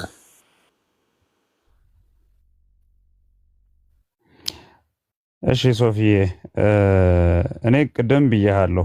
በነገራችን ላይ እኔ የተናገርኩት ዛጎል የተናገረው ሚስተር ኤክስ የተናገረው የተለያየ ሆነ። ቅድም አንተም ብለሃል። እኛ የራሳችን መጽሐፍቶች አሉ። ከዛ መጽሐፍት ማስረጃ ላመጣልህ እችላለሁ። ያም ማስረጃ ደግሞ አንተ አትቀበልም። ምክንያቱም ለምን አንተ ማታምንበት ስለሆነ። እኔ ደግሞ አንተ ማታምነውን ለማምጣት አልፈልግም። ጽዮን የሚለውን በብዙ ቆይ አንድ ጊዜ ሶፊዬ ባልቀበለውም ለአንተ መልስ ይሆናል ብዬ ነው። አሁን ጽዮን የሚለውን እብን መጽሐፍ ቅዱስ በትንሹ እንኳን ቅድም ራሱ ሌሎቹ ሲጠቅሱ እያየሁኝ ነበር። በትንሹ በሁለት ነገር ጠቅሶታል። አንድ በተራራ ጠቅሷል፣ አንድ በከተማ ጠቅሷል። ግን ስሙ ምንድነው? አንድ ነው። ምን የሚል? ጽዮን የሚል ነው። ጽዮን የሚለውን በተራራም ሲጠቅስታለ፣ በከተማም ሲጠቅስታለ እና መጽሐፍ ቅዱስ ይጋጫል ማለት ነው? አይጋጭም። እናታችን ይላል አለ ሰው፣ እናታችን ጽዮን ይላል አለ ሰው። ተራራ እናት አይሆንም፣ ከተማ እናት አይሆንም። አየህ፣ እነዚህን ነገሮች እያብራራው ቢሄድ እኔና አንተ እናነጋለን። ምክንያቱም ይሄ አንደርስታንዲንግ ነው፣ ሼር የተደራረገ የምንውለው። ግን መጀመሪያ ወደ ተነሳንበት መስመር ብንመለስ መሰረታዊ ነገር የመዳንን ጉዳይ በተለይ ዋናው ድንግል ማርያምንም ያወቅንበት ድንግል ማርያም ያስተዋወቀችልን ክርስቶስ ላይ ሄደን የሰው ልጅ የመዳን ጉዳይ ላይ አውርተን ሁለተኛ ወደዚህ መምጣት እንችላለን። ስለዚህ የማርያምን እናቴ ነህ ትላለህ አትልም የሚለው ሰበር ነው። በሰበሩ ግን ዋናውን አጀንዳ ጥለናል። ሶፊ ከተቀበልክ ወደ ዋናው ጉዳያችን እንመለስና እንነጋገር። ከዛ ውጪ በማንግባባበት ነገር ባንጨቃጨቅ ጥሩ ነው ብዬ አስባለሁ። መጀመሪያ በተነሳንበት ብንወያይ። አክሊል አንድ ነገር እንድታርም የምትፈልገው ምንድነው? ከተማን እናት አንልም ያልከው መጀመሪያ ለዚህ እንትን ማብራሪያ የሚሰጥ ሪዝን አይሆንም እና ከተማ እንግዲህ ያው ዋና ከተማ ተብሎ በተለያየ መልኩ ይጠራል እና ጥንታዊት ከሆነች ምናልባት ያ በዛ አንግል ታይቶ ሊባል ይችላል። አሁን አንተ ያልከው እንትን ምክንያት አሁን ወደ እናትነት ብዬ እንዲቀበል የሚያደርግ ማብራሪያ አይደለም። ምንም ማብራሪያ የሰጠው ነገር የለም። ይልቁንስ መሸሽን ነው የወደድከው። ግን ይህ ቃል ብዙ ጊዜ ከልጅነት ሲሆን እናታችን የሚለውን ነገር ሲባል እየሰማው ስላደጉ አሁን ልክ ያንን እናትነት በሚለው እንትን ሳይ ለከኔ አሁን እንደ ንግግር ማለት ኖርማሊ ዋና ላወራ የፈለግኩት ስለ መድኃኒቱ ነው። እናታችን እንኳን ነፍሴ መድኃኒትን አገኘች ስላለችው ስለ ድነት እያወራን ስለሆነ ማለት ነው። ኢየሱስ መድኃኒት እንደሆነ እያወራው ነበረ ለሷም ማለት ነው። እና ያንን ሳወራ እናታችን የሚለውን ቃል ተጠቀምኩ። ያ ስህተት እንደሆነ አሁን ታረምኩ እኔ ራሴ ማለት ነው። ኖርማሊ አንተ የሰጠኝ ቃልም እምነት አሁን እኔ ከእናንተ በሰማሁት ነው። ስፔሻሊ በእርግጥ ያንን እናት መሆን አለመሆን ለእኔ ብዙ እንትን አያደርግም። ነገር ግን በዛ ሰንስ ተረድቶ ይህን ያህል የገዘፈ ነገርን መፍጠር እንደ ሃይማኖት እንትንም ካለ መታረም አስፈላጊ ነው እንደ እግዚአብሔር ቃል። ምክንያቱም ከእግዚአብሔር ቃል ውጭ የሆነ ነገር እንደዚህ አሁን የምትናገሩትን ነገር ያሳጣል። ምክንያቱም እምነት ከመስማት ስለሆነ ማመን አትችሉ፣ መታመን አትችሉ። መታመኛ እኔ እኮ ደቀ መዝሙር ስለሆንኩኝ እንደ ዮሐንስ እናቴ እላታለሁ እያልኩ ነው ቅድም ጀምሬ። ዮሐንስ ደቀ መዝሙር ስለሆነ ደቀ መዝሙር ሶፉ አንድ በዛን ሰዓት እያሉ ለሸሹት ካልሆነች አንተ አሁን ገና ላልተወለድከው አዲስ ኪዳንም ሰጠው እኮ መቀበል ያለ መቀበል ያንተ ድርሻ ነው። ኦሬዲ ኦኬ። ዮሐንስ 19:27ን አልቀበልም ካልክ ኢትስ ኦኬ እንለፈው። እኔ ደቀ መዝሙር አይደለሁኝ። እኛ ማን ይቀበለው ቃል የለም ተቀበልን እኮ ተሰጠችውን እኔ እናት አላረግም ካልክ መብት ነው። እናት አርጋ ደግሞ ዮሐንስ ለምን ተሸለመ ካልከኝ እስከ መጨረሻ መስቀል ቦታ ድረስ ስለነበረ ነው። እናት ብሎ የሚጠራው እስከ መስቀል ድረስ ክርስቶስን የተከተለ ነው ብዬ ማስረጃ ያቀረብኩልህ ነው። አይደለም እኔ ደቀ መዝሙር አይደለሁም አልቀበልም ካልክ ዩካን በዚያ እንጨቃጨቅም። ስለዚህ ደቀ መዝሙር የሆነ ዮሐንስ እናትህ ተብሎ ተሸለመ። አይ ለምን አልወለደችውም ከሆነ ለደቀ መዝሙሩ እናቱን ነው የሚለው። እናቱን እነኋት እናት ብሎ ሰጠ ነው እያለ ያለው ለማን ደቀ መዝሙር ዮሐንስ እዛ ጋር ያለውን አሁን አንተ ቃሉን አነሳ። በዛን ሰዓት የተጠየቀው ጥያቄ ነበረ። አሁን ለሄዱቱ ያልሆነችው በዛን ሰዓት ስላልነበሩ ብለህ አልክ። አንተ አሁን በመስቀሉ ሰዓት ኢቭን በዛን ሰዓት ሲያዙ ለነበሩት ካልሆነች ከትንሣኤው በኋላ ኢየሱስ መጥቶ ላገኛቸው እናት ካልሆነች አሁን ገና አንተ ላልተወለድከው ከ2000 ዓመት በኋላ ለተወለድከው ሰውዬ እናት ናት ብለህ እንዴት ልትናገር ቻልክ ስትባል እኮ መልስ አልነበረም። ስለዚህ እየመለስኩልህ እኮ ነው። አሁን ያን ስትጠየቅ ነው ወደ 87 መዝሙር የሄድከው። ስለዚህ ይኸውልህ አይደለም እየሰማኝ አይደለም። እኔ እኮ ቅድም እያልኩ ነው። ለተበተነማ እንዴት ነው እናት የምትሆነው? ተበትኗል እኮ ከኋላ እኮ ነው የተሰበሰቡት። በቦታው ያለ አምኖ የጸና ነው እናትነትን የእሷን እናትነት የሚያገኘው። አየህ እነዛ ተበትነዋል። ማንን? ክርስቶስን ሁሉ ጥሎ እኮ ነው የተበተነው። ክርስቶስን ጥሎ የተበተነ መንጋ እንዴት ነው እናቱን ሊያገኝ የሚችለው? ስለዚህ ከክርስቶስ ሁሉ ጥሎ እኮ ነው የሸሹት እነሱ። ክርስቶስን ጥሎ የሸሸ እንዴት ነው ክርስቶስ ሳይኖረው እንዴት ነው እናቱን ሊያገኛት የሚችለው? ግን ምን አረገ?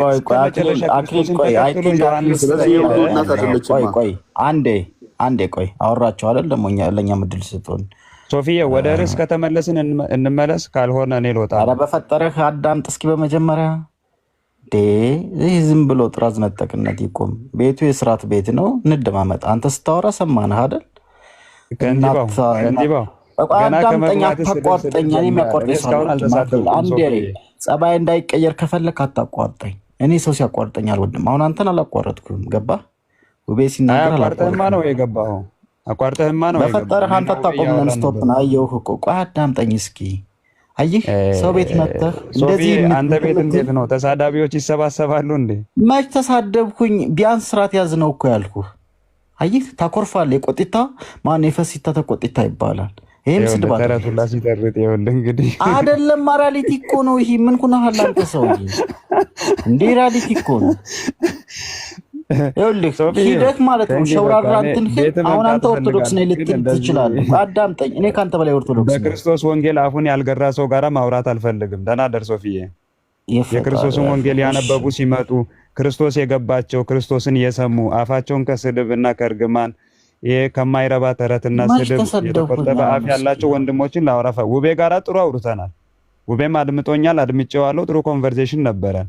ቢቆጣ ቢሳደብ ከሱ ጋራ ለምን አልሰማኝም መባባል እንችል ነበረ። ግን አንዳንድ ጊዜ እንዲህ ተሳዳቢ ሰው ሲኖር ቤትንም ስለሚያስንቅ እኔ አይ ሪስፔክት ዩ እውነት። ስለዚህ ግን ከንቲባው እኔ ስለሰደብከኝ አጸፋ አልመልስም። እኔ መች ሰደብኩህ? እኔ እኮ አንዳንዴ ምን መሰለህ ምንም አልተሰደብኩም። የፈሲታ ተቆጣ እሱ እኮ አባባል ነው። ወንድም አለም አባባል እኮ ነበር። ፖለቲክ ይኸውልህ አንዳንዴ ምን መሰለህ እኔ አንደኛ ማስተርፒስ የሆኑ ስራዎችን እያነበብኩ ያደግኩ ሰው ነው። ተራ ነገር ነው። ይኸውልህ ወርዶ ማውራት አልወድም። አሁን ይሄ ስድብ አይደለም። እንደውም እኮ ልትገረም ልትደነቅ ይገባ ነበር።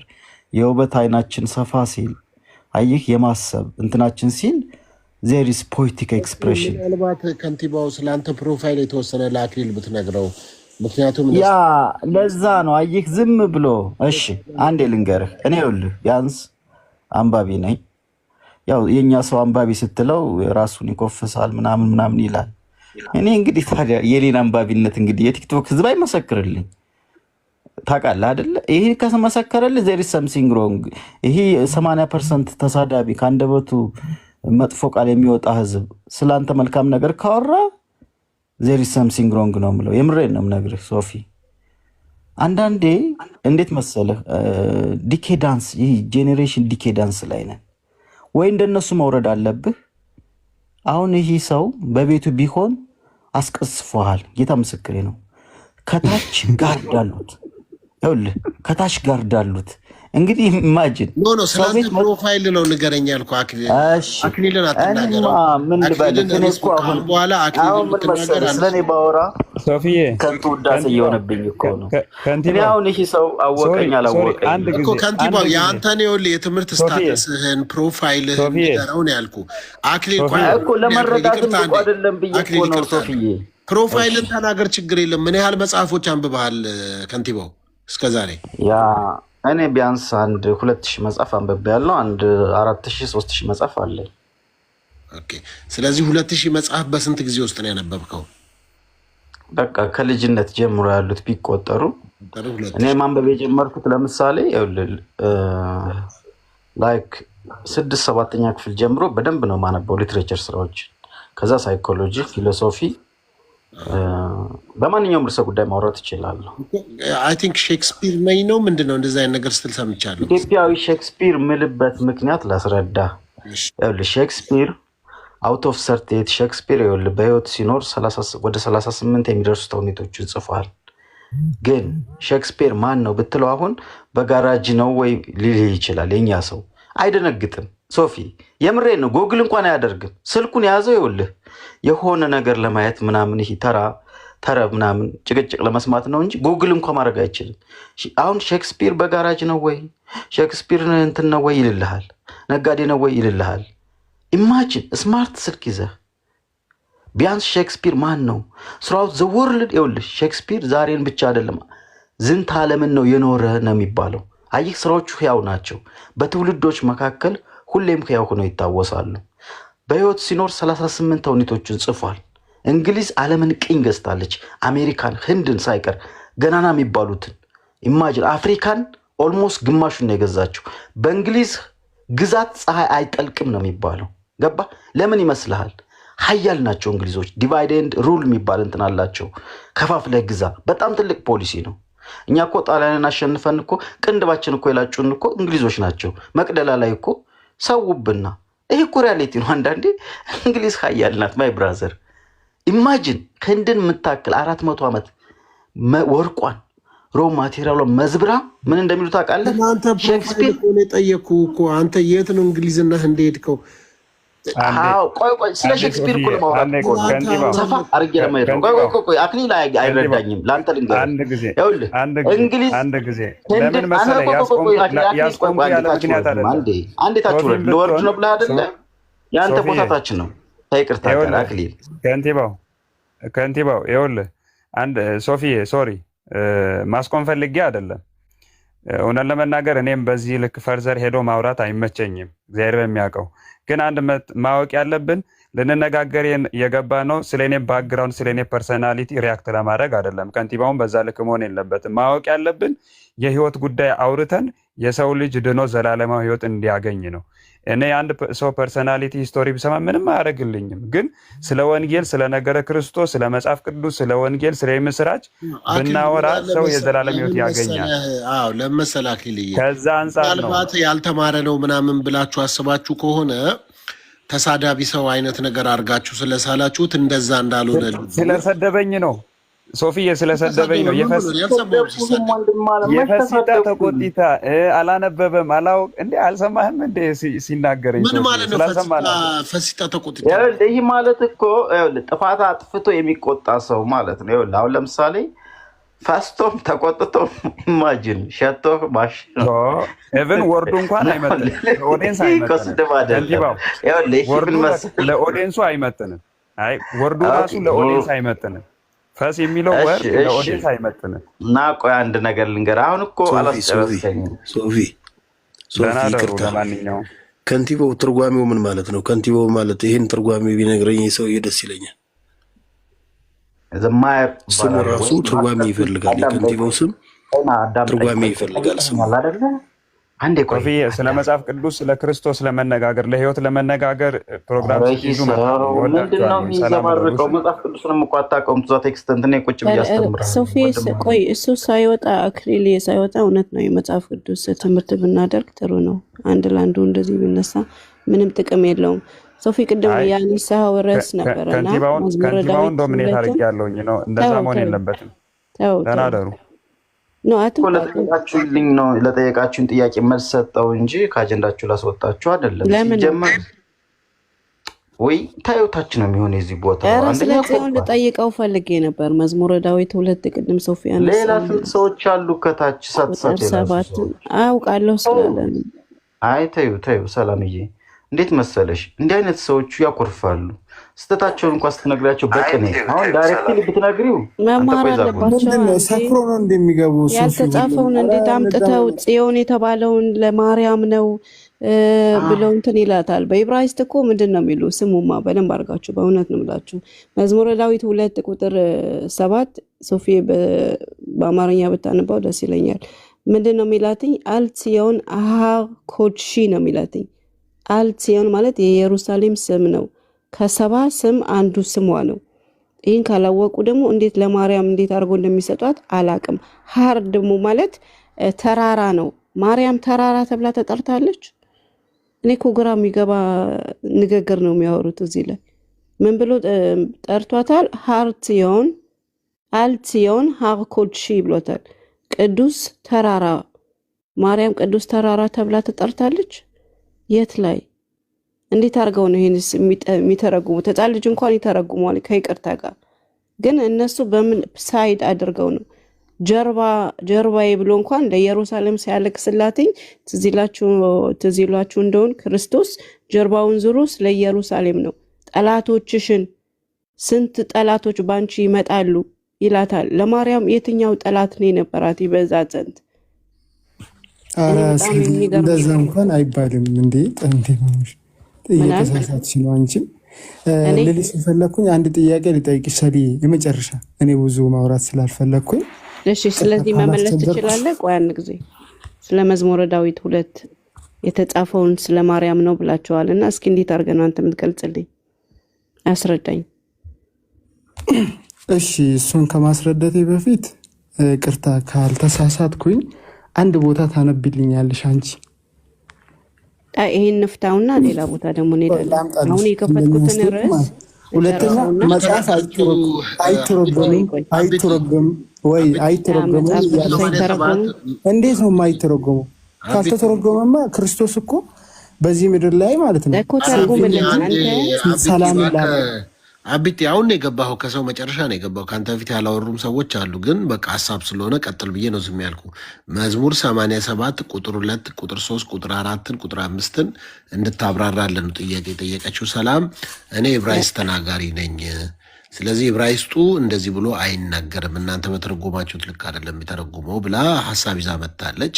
ስለዚህ ከዚህ አንጻር እሱን ትፈታልኛለህ ወይ ትተረጉምልኛለህ ወይ ታብራራዋለህ እያለች ነው። መዝሙር 87 ቁጥር 2 ቁጥር 3 4ን ግባና አውጣና እሱ ላይ ስለሆነ ርዕሳችን የነበረው እሱን አብራራ። ከዛ ወደሚቀጥለው ደግሞ ሀሳብ መሄድ ይችላለህ።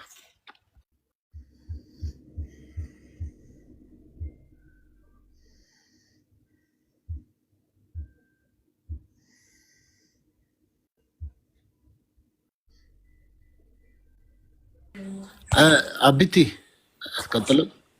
ሶፊ እንትን ነው። እኔ አሁን ለምንድን ነው ወደዛ ታሪክ መግባት ያልፈለኩኝ? ሰላም ካልተሳሳተች ወይ ደግሞ አንተም እያየክ ነው እና አይተረጎምም ማለችኝ። አንደኛ አንተ አብራራልኝ ማለት ተርጉምልኝ እያልከኝ ነው። አላልኩም አይተረጎምም ብያለሁ ብለሻል ቀደም። ሁለተኛ ደግሞ የእግዚአብሔር ቃል በአንድ መንገድ ብቻ አይደለም የሚታየው፣ የተጻፈውን ነው የምታነባው እንጂ አንተ እንደፈለግከው አይደለም የምትተረጉመው። ኧረ የተጻፈውን ዳይሬክት ካነበብን እኮ ክርስቶስ ምድር ላይ ሲመጣ እኔ ሴፍን እንጂ ሰላምን አይደለም በቃ እሱ የሚገልጸው እኮ አይደለ። ለእኛ ሴፍን ማለት ወደ እንትኑ ከተረጎመ ለምን እንደዚህ አናደርግም? አቤቲ በቃ ሰላም እሺ አትተርጉም ብለህ ነበረ በቃ ይቅርታ አለችህ እና አሁን ደግሞ ተርጉም አልኩ። አንተ ተርጉሞ በቃ ማብራሪያውን ተወውና ቀጥታ መዝሙር 87 ቁጥር 3 4 እስከ 6 ያለውን ትርጉም ተርጉሞ በቃ ተዋት፣ ሰላምን ተዋት። በቃ ይቅድም ተሳስታ ነው በቃ አሁን አንተ ተርጉሞ እሱን ፈቅጄልሃለሁ። እኔ አቤቲ ይሁን የሚዩት አድርጌያለሁ። እንጠብቃለን።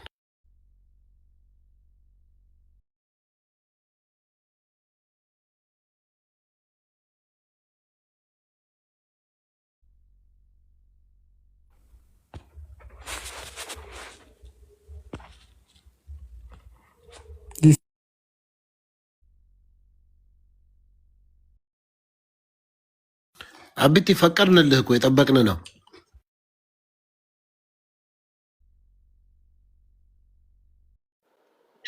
አልገባውም። እንደገና ወይ ላስረዳው ማለት በኢብራይስጥ ራያ አልገባኝም ካለ ታስረዳዋለህ። አናግረውና አቢቲን ገብቶሃል አልገባህም ወይ በለው። እሺ አቢቲ ገብቶሃል የተባለው እኔ ላስረዳ ወይ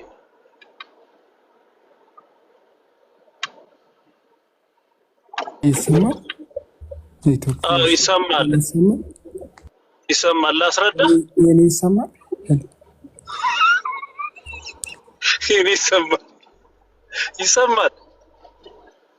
ማተርጉም ስለው ለምን አሁን ደግሞ ተርጉም አለ። ሶፊ እሷን አትስማ ተርጉምልን አለ። እሷ ያለችው እንግዲህ እኔ ከምንጩ በዕብራይስጥ ከምንጩ ወደ ግዕዙ ምንም ሳይተረጎም ወደ አማርኛውም ሳይተረጎም ከምንጩ ምን እንደሆነ ትርጉሙ እነግራችኋለሁ ብላ ነው የመጣችውና አንተስ ምን ትላለህ? ከምንጩ የተተረጎመውን በአራተኛ ደረጃ ላይ ያለውን ትርጉም ነው እየሰማን ያለ ነውና በዋናው ትርጉም እናገራለሁ እያለች ነውና ይሄንን ምን ትላለህ ለማለት ነው።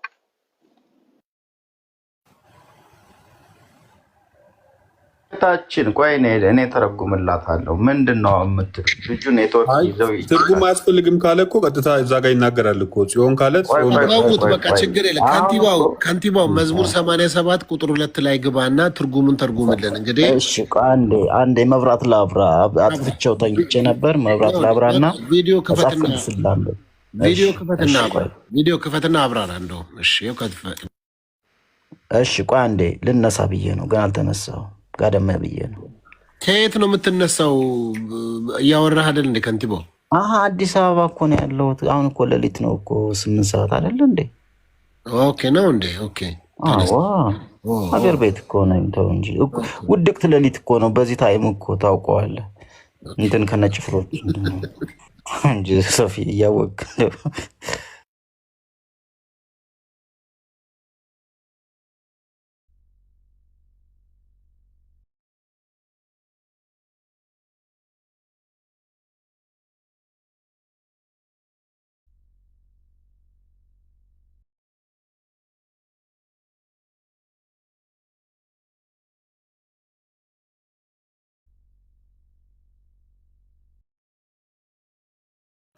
ከንቲባው እስኪመጣ ግን ሼር ታብ ኮፒ ሊክ ብታደርጉ ምናልባት። ከንቲባው ምን እያረክ ነው? የት ሄደ? አሃ ልብስ እየለበስኩ ነው። በሌሊት ልብስ እኮ ነበርኩ ነው እንዴ? እሺ ልበስና ቪዲዮ ክፈት ስላልከኝ ቪዲዮ ባልከፍት ግን ደስተኛ ነኝ። አይ ክፈት እንዴ ከንቲባው። አንተ ማን እንደሚያወራ ማየት አለበት ሰው እንዴ። ልታብራራ አይደል? ሰው እየጠየቅስ ቢሆን የምታብራራው ገባ? እኔ ስለማከብርህ ታዛዥ ነኝ ታውቃለህ። እኔ ከአንድ የኦርቶዶክስ ሃይማኖት አባት ይልቅ ለአንተ ክብር አለኝ። ለምን መሰለህ? ሞሽላቃ እንትኖች ስላሉ ነው፣ ከይቅርታ ጋር ማለት ነው። አንተ አንድ ፊቱን ግደልኝ እዛው።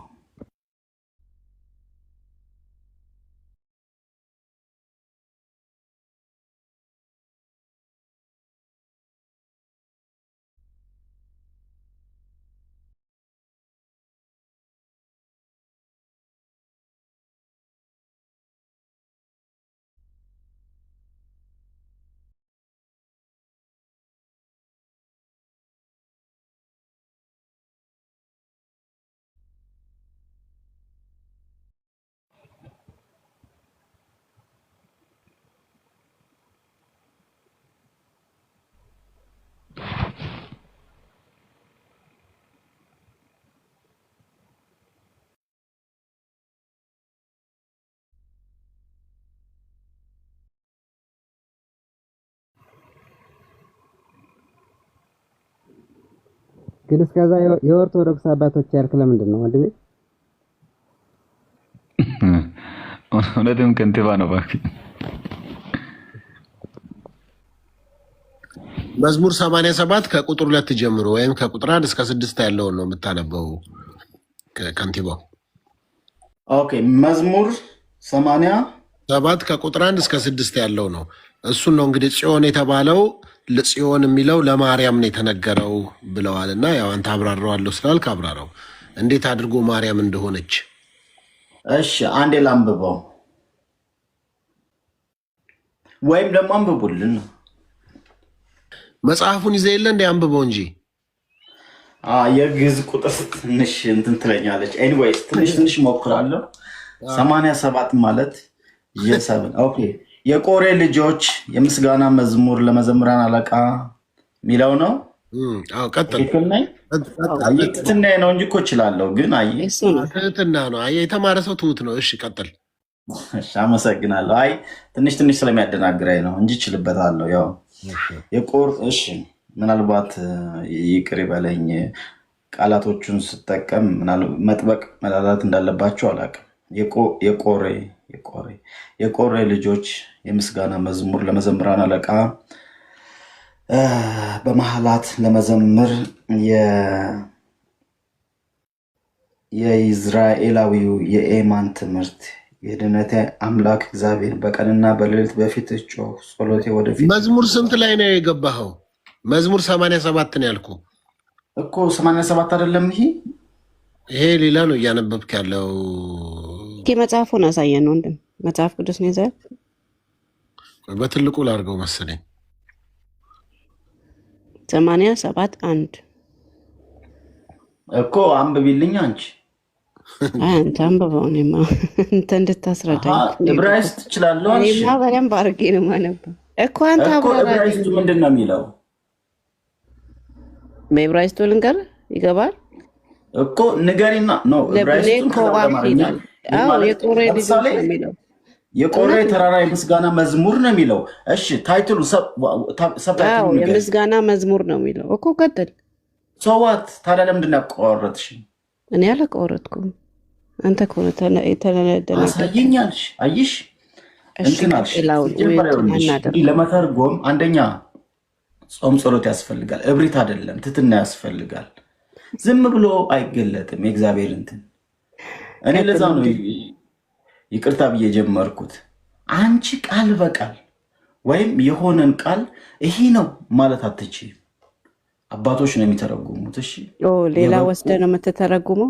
የተጻፈውን ሌላ ወስደ ነው የምትተረጉመው። ሌላ ሰው ያስፈልጋል ለዚህ። ለምንድን ነው ታላላቆቻችሁን ስሙ? ታላላቆች እያሉ ለምሳሌ እኔ እነሱን ሰማለሁ። እሺ አሁን ቀጥል። እሺ በቃ ክርክር አናደርገውና በቃ አስረዳው። አንቺ ነሽ እኮ ያቋረጥሽኝ እኮ። እኔ እኮ ትክክል ነበርኩኝ እኮ ከመጀመሪያውም ትክክል ነኝ፣ አሁንም ትክክል ነኝ። ከንቲባው እንኳን ሊተሳሳታል ብሎ ማሰብ በራሱ ብዙ ከንቲባኖችን ቃል ያዙልኝ። አልተሳሳትም። ከንቲባው ሶፊ ከነሱ የለቀ ሶፊ ይሻለኛል እያልክ አንተ አንደኛ አሁን ከንቲባው ያንብበውና ትርጓሜ አይደለም የምትፈልገው ሰላም። ስለዚህ ከንቲባው ያንብበው፣ ካልገባት ከስር እኮ በጣም ብዙ ሊቃውንት አለ እና አሁን ለመተርጎም ቀላል ስለሆነ ከንቲባው ያንብበውና በገባው ልክ ይነግራታል። ካልገባው ደግሞ በግዕዝ ይተረጎምላታል። በቃ እንደዛ እኮ ነው። ዕብራይስጥም ይተረጎማል፣ ችግር የለውም። ግሪከኛም ይተረጎማል። አሁን ዝም ብለህ ከንቲባው ቀጥልና አንብበው እኮ አልኩህ እኮ። አንደኛ ስህተት ነው። መጽሐፍ ቅዱስን ሁሉ አሳየኝ። የያስኳት ልቦለድ ሁሉ መሰላት። ገባ?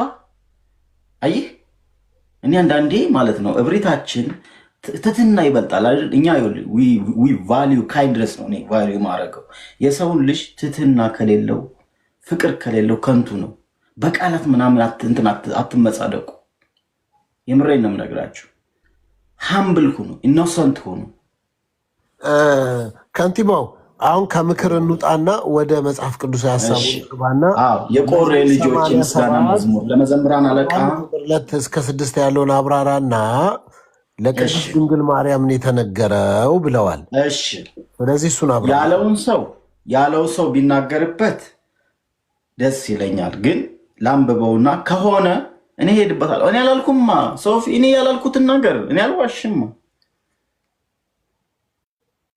እኔ እኮ አንድ ተራ ሰው ነኝ። እኔ በጣም ገባኝ። ልብስ ልቀይር ብለህ ልብስ አስቀይረህን ሚዩት አድርገን ስንጠብቅ የነበረው እኮ የእግዚአብሔርን ቃል ማንበብ ያስደስተኛል ሶፊ። ለዛ እኮ ነው ገባው እኮ ላንብበውና በገባ ይልክ ልተርጉመው እኮ ነው ያልኩኝ። ቀጥል። እሺ፣ የቆሬ ልጆች የምስጋና መዝሙር ለመዘምራን አለቃ በመሃላት ለመዘመር የኢዝራኤላዊው የኤማን ትምህርት ይላል። የድህነቴ አምላክ እግዚአብሔር በቀንና በሌሊት በፊትህ ጮህ፣ ጸሎቴን ወደፊትህ ትግባ፣ ጆሮህንም ወደ ልመናዬ አዘንብል። ነፍሴ መከራን ጠግባለችና ሕይወቴም ለሞት ቀርባለችና ወደ ጉድጓድ ከሚወርዱት በቃ ነፍሴም ወደ ሞት ቀርባለች። ገና 6 እኮ ያልከኝ 6 አልደረስኩም። ይህን አብራራው። በቃ 2 አብራራው። ነፍሴ መከራ ጠግባለችና ሕይወቴም ለሞት ቀርባለችና ወደ ጉድጓድ ከሚወርዱ ጋር ተቆጠርሁ የሚለውን ነው። ስለምን ያወራ ያለው እንዴ? እንግዲህ ምን መሰለህ፣ ያው አንዴ ቆይ፣ አንዴ ልሂድበት። በጣም አሪፍ። ምንድን ነው የሚለው? ልድገመው። ጸሎቴ ወደፊትህ ትግባ፣ ጆሮህንም ወደ ልመና ያዘንብል። ነፍሴ መከራን ጠግባለችና ሕይወቴም ለሞት ቀርባለች። ወደ ጉድጓድ ይሄ መዝሙረ ዳዊት አይደለም ሶፊ። እኔ የፈለኩኝ መዝሙረ ዳዊት 81:1-5 የት አለ? አሁን ደግሞ ቀየረሽ 87 አልሽ። ሴትዮ ምንድን ነው የጠጣሽው? ተይ ሰላም፣ ሚዩት አድርጊለትና ያብራራ። ስንቴ ነው የምትቀባጅሪው? እሺ አይባልም ለካ የሶፊ ቤት። እኔ እኮ የዓለማዊ ቤት እየመሰለኝ ይቅርታ። ያው መንፈሳዊነት በቃ አንተ እሱን አብራራና ጨርስልንና ሰላም ተይው። አንዴ እኮ 87 አሁን ደግሞ 81 ወሰደች ጭራሽ። መዝሙረ ዳዊት 87:1-5 እኮ ነው ያልኩኝ ወንድም። እንደ መስሚያ እንትን የለም እንደ ምን ነው እኮ ታዳሂ ነው እኮ ይሄ ተረጋጋና እኮ እንደዚህ አይልማ። የታለ ኤርጂ የሚለን ታዲያ ያን እኮ ነው የምልህ። እሺ ምንድን ነው የሚለን? ቅዱሱን አሳየኝ ያልኩ ዝም ብዬ አይደለም። ይሄው እኮ ይሄው ይታይሻል። አሁን እንደዚህ እናድርግ። አንተ የገባህን አብራራ። በቃ አሁን ያነበብከውን አብራራው እኮ። እኔ እኮ ግራ ገባኝ እኮ። አትረብሹት እኮ ለአባባስጠቆርጠኛለች። የከንቲባውን ሀሳብ አትስረቁት። አንዴ አብራራና ጨርስ። 3 ደቂቃ ሰጥቻለሁ። አብራራ። በጣም አሪፍ። እንግዲህ እዚህ ውስጥ ማርያም ለምን ይዋሻል? የለችም። የተገለጸችበት ቦታ የለም። ኖ ከየት አምጥቶ እንዳለው እግዚአብሔር ይወቅለት። እኔ እውነትን እውነት ሐሰት ነው የምለው። ማርያም የለችም። የሌለችውን በእያንዳንዱ ሰንተንስ ማርያምን ላምጣ ሚል ቅዥቤ ካለ ተባረክልኝ። ካለችስ ሪያሊቲ እኮ ይሄ ነው። በየሴንቴንሱ በየአረፍተ ነገሩ ማርያምን ላስገባ የሚል ደንቆ ይቅርታ ደግሞ አይባልም ለካ ምንድን ነው የሚባለው? ሶፊ ቃሉን አውሰኝ እስኪ ቅን ወንድም ማለት እንደዚህ ነው ነው ይባላል እንዴ? እንደዚህ ዝም ብሎ በየቦታው ማርያም አለሽ ማለት ነው? ታው እንጂ ለየት ያለ ያሰባል። ተባረክ ለቅንነት በእውነት የምትባለው ለማርያም ነው የተሰጠው። ካንተባው ነው የምር ካንተባው ስሚ አንዴ ነው እኔ እውነቱን ነው የተናገረ። ማርያም እዚህ ላይ የለችም። ከምን አምጥቶ ማርያምን ለፈጣት እኮ ከምን አምጥቶ እኔ እኮ ግራ ገብቶኝ እኮ ነው። ፈለኳት እዚህ ሰንተስ ላይ ግን የለችም። እስኪ የለችም ባለ እኔ መልስ እኔ ጥያቄ ልጠይቅ። ከንትባው ሰላም ሄሎ ይሰማችኋል? ሰማለሁ። ስለ ቀንነቱ በጣም ወድጀዋለሁ። ጌታ ይባርክ። በእውነት ምን ነው እንደዚህ አይነት ኦርቶዶክሶች ጌታ ባጋጠሙን ያልሆነ አምጠው ለጥፈው ዝም ብዬ አይደለም መጽሐፍ ቅዱስን አሳየኝ አልኩ። ምናልባት ማናውቀው መጽሐፍ ቅዱስ ይሆናል ብዬ ነው አሳየኝ። አላገኘሁትም። እሺ አንድ ጥያቄ ልጠይቃችሁ። ለምሳሌ ያ ቦታ ለማርያም ማይሰጥ ከሆነ ኢየሱስ ክርስቶስ በምድር ላይ ባለበት ሰዓት ላይ ልክ እንደተወለደ ወደ ግብጽ እንደሄደ ቃሉ ይናገራል። ያ ወደ ግብጽ መሸሹ ይፈጸም ዘንድ እስራኤል ልጅ በሆነ ጊዜ ወደድኩ ልጄን ከግብጽ ጠራው የተባለው ትንቢት ይፈጸም ዘንድ ወደ ግብጽ ሄደ ይላል መጽሐፍ ቅዱስ። ያ የትንቢት ቃል ለናዝሬቱ ኢየሱስ የተሰጠበት ቦታ ነው ወይስ እኛ ቅድም ያልነው የነበረው የኢየሩሳሌም ቀጥታ እዛ ያለው ህዝቡን ነው ወይ ያለው ወይስ የትኛውን ነው? ምክንያቱም ቃል ይተረጎማል፣ ቃል መገለጥ አለው። አንደኛ ማወቅ ያለባችሁ ያ የመዝሙረ ዳዊት መጽሐፍ የቅኔ ቃል ነው። ቅኔ በብዙ ነገር ልትተረጎም ትችላለህ። መዝሙር ነው፣ ቅኔ ነው እና እሺ እንደዚህ እናድርጋ ሙሽ በቃ ቅኔ ነው ካልክ ቅኔውን ፍታልን አንተ። መዝሙር 87 ቁጥር 2 ቁጥር 3 4ን አንተ ቅኔውን ፍታልን። ስለማናቅ ቅኔው ምንድነው ከተባለ ቅኔውን ፍታው አንተ እድል ሰጥቻለሁ። እሺ እንደዛ ከሆነ ልክ ለናዝሬቱ ኢየሱስ ልጄን ከግብጽ ጠራው ተብሎ የተጻፈው ቃል እንደተሰጠው 87 ቁጥር 2ን ፍታ ቅኔውን የተባልከው ገባኝ። እየወሰድኩ እኮ ነው ወደዛ ተሰደ ቀጥታ መዝሙር 87 ቁጥር 2ን ፍታ ቀጥታ የተሰጠው ያቃ ቦታ ለማርያም የተሰጠበት ነው እኮ። ቅኔውን ፍታው። እኛ ቅኔ ስላልገባኝ ቅኔውን ፍታው አንተ። መዝሙረ ዳዊት የቅኔ መጽሐፍ እንደሆነ ታውቃለህ አይደል? ኧረ እኔ አሁን ምን እኮ ቅኔውን ፍታው። መዝሙር 87 ቁጥር 2ን ቁጥር 3ን ቁጥር 4ን ለማርያም እንደተሰጠና ቅኔውን ፍታ ነው ያልኩህ እኮ ወንድሜ። ገባኝ እኮ ለምን ጠይቀኛል? እኔ ፍታው አንተ ቅኔ ነው ብለሃል። ያንን ቅኔ ፍታ። እኔ እግዚአብሔር ቃል እንደሆነ የማውቀው አንተ ፍታ ቅኔውን። ቅኔው ምንድነው መሰለህ?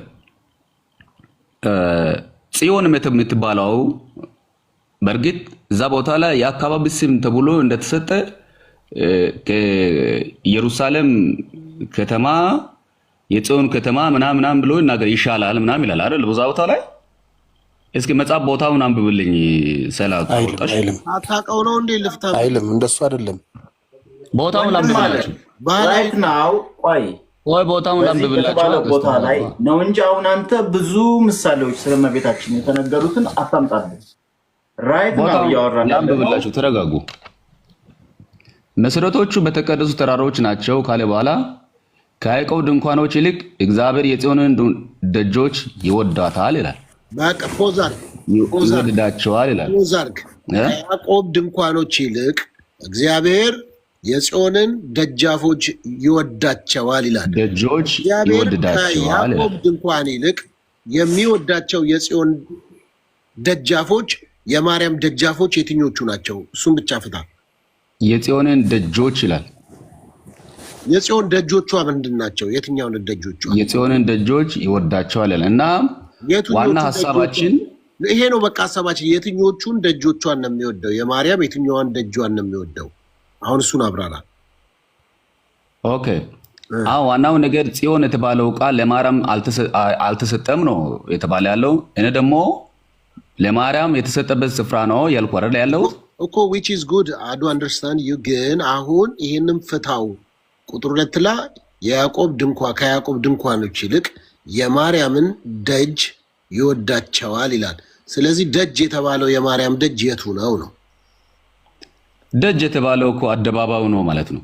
የማርያም አደባባይ የጽዮን ደጆች ሲባል እኮ የጽዮን አደባባይ ማለት ነው አይደል እንዴ?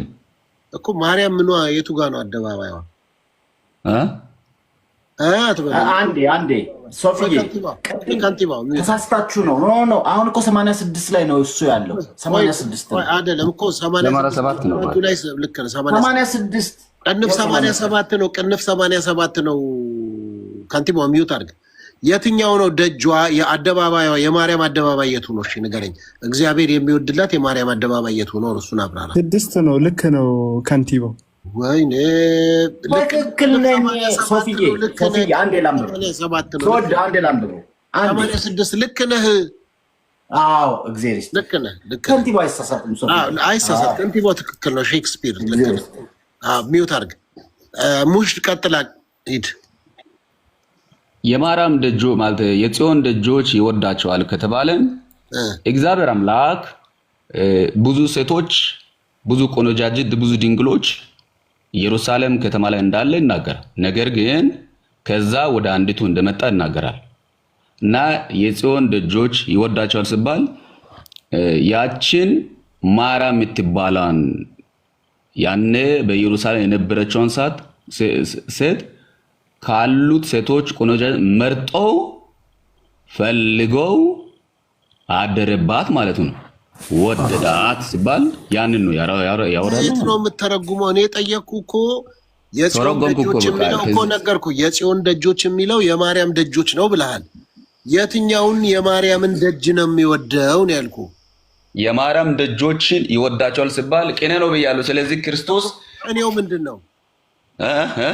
ቅኔው ምንድን ነው? የማርያም ቀጥታ ቃል በቃል ከወሰድከው ቃል በቃል አሁን ቃል በቃል ከወሰድከው ቅድም ልጁ እንዳለው ላንግባባው ይችላል። ምክንያቱም ልጅን ከግብፅ ጠራው የተባለው ቃል ለኢየሩሳሌም ነው የተሰጠው ወይስ? እኔ አሁን የጠየቅኩን ጥያቄ የማርያም ደጆችን ይወዳቸዋል ነው የሚለው የቱን ነው?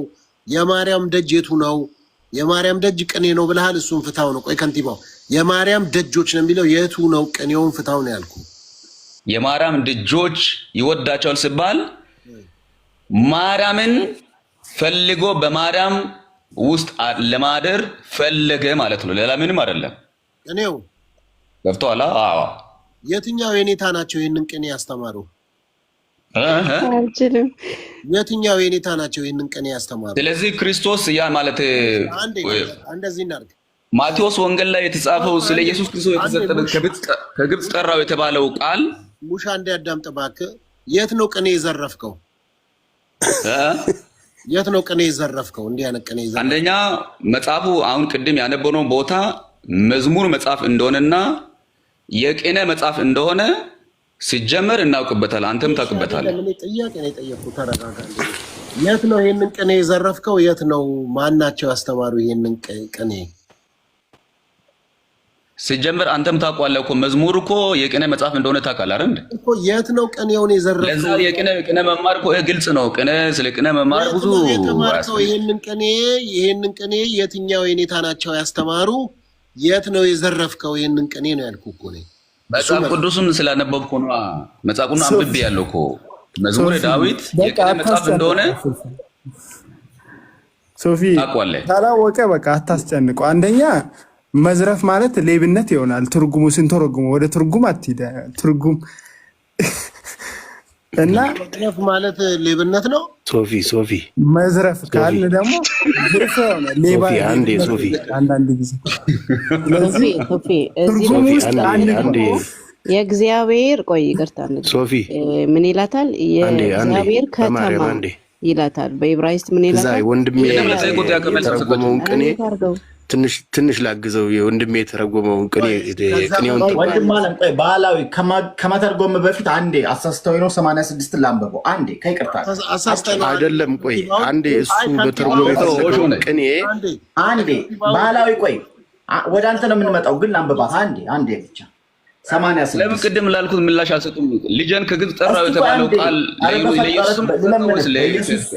በማርያም ልለምንህ በምትወደው አዳምጠኝ መዝሙር 86 ነው ልስን የቆሬ ልጆች የምስጋና መዝሙር ነው የሚል ታይትሉ መሰረቶቿ በተቀደሱ ተራሮች ናቸው ከያዕቆብ ድንኳኖች ይልቅ እግዚአብሔር የጽዮን ልጆች ይወዳቸዋል የእግዚአብሔር ከተማ ሆይ ስላንቺ የተነገረው ነገር ድንቅ ነው የሚያውቁኝን አስባቸዋለሁ እነሆ ፍልስጤማውያን ጢሮስም የኢትዮጵያም ሕዝብ እነዚህ በዚያ ተወለዱ ሰው እናታችን ጽዮን ይላል በውስጧም ሰው ተወለደ እርሱ ራሱም ልዑል መሰረታት እግዚአብሔር ለሕዝቡ በውስጧም ለተወለዱት አለቆቿ በመጽሐፍ ይነግራቸዋል ባንቺ የሚኖር ሁሉ ደስ እንደሚላቸው ይነግራቸዋል ይላል በጣም አጭር ብሪፍ ደስ የምትል የመጽሐፍ ቅዱስ በቃ እሺ አሁን ይሄኛው በግዕዝ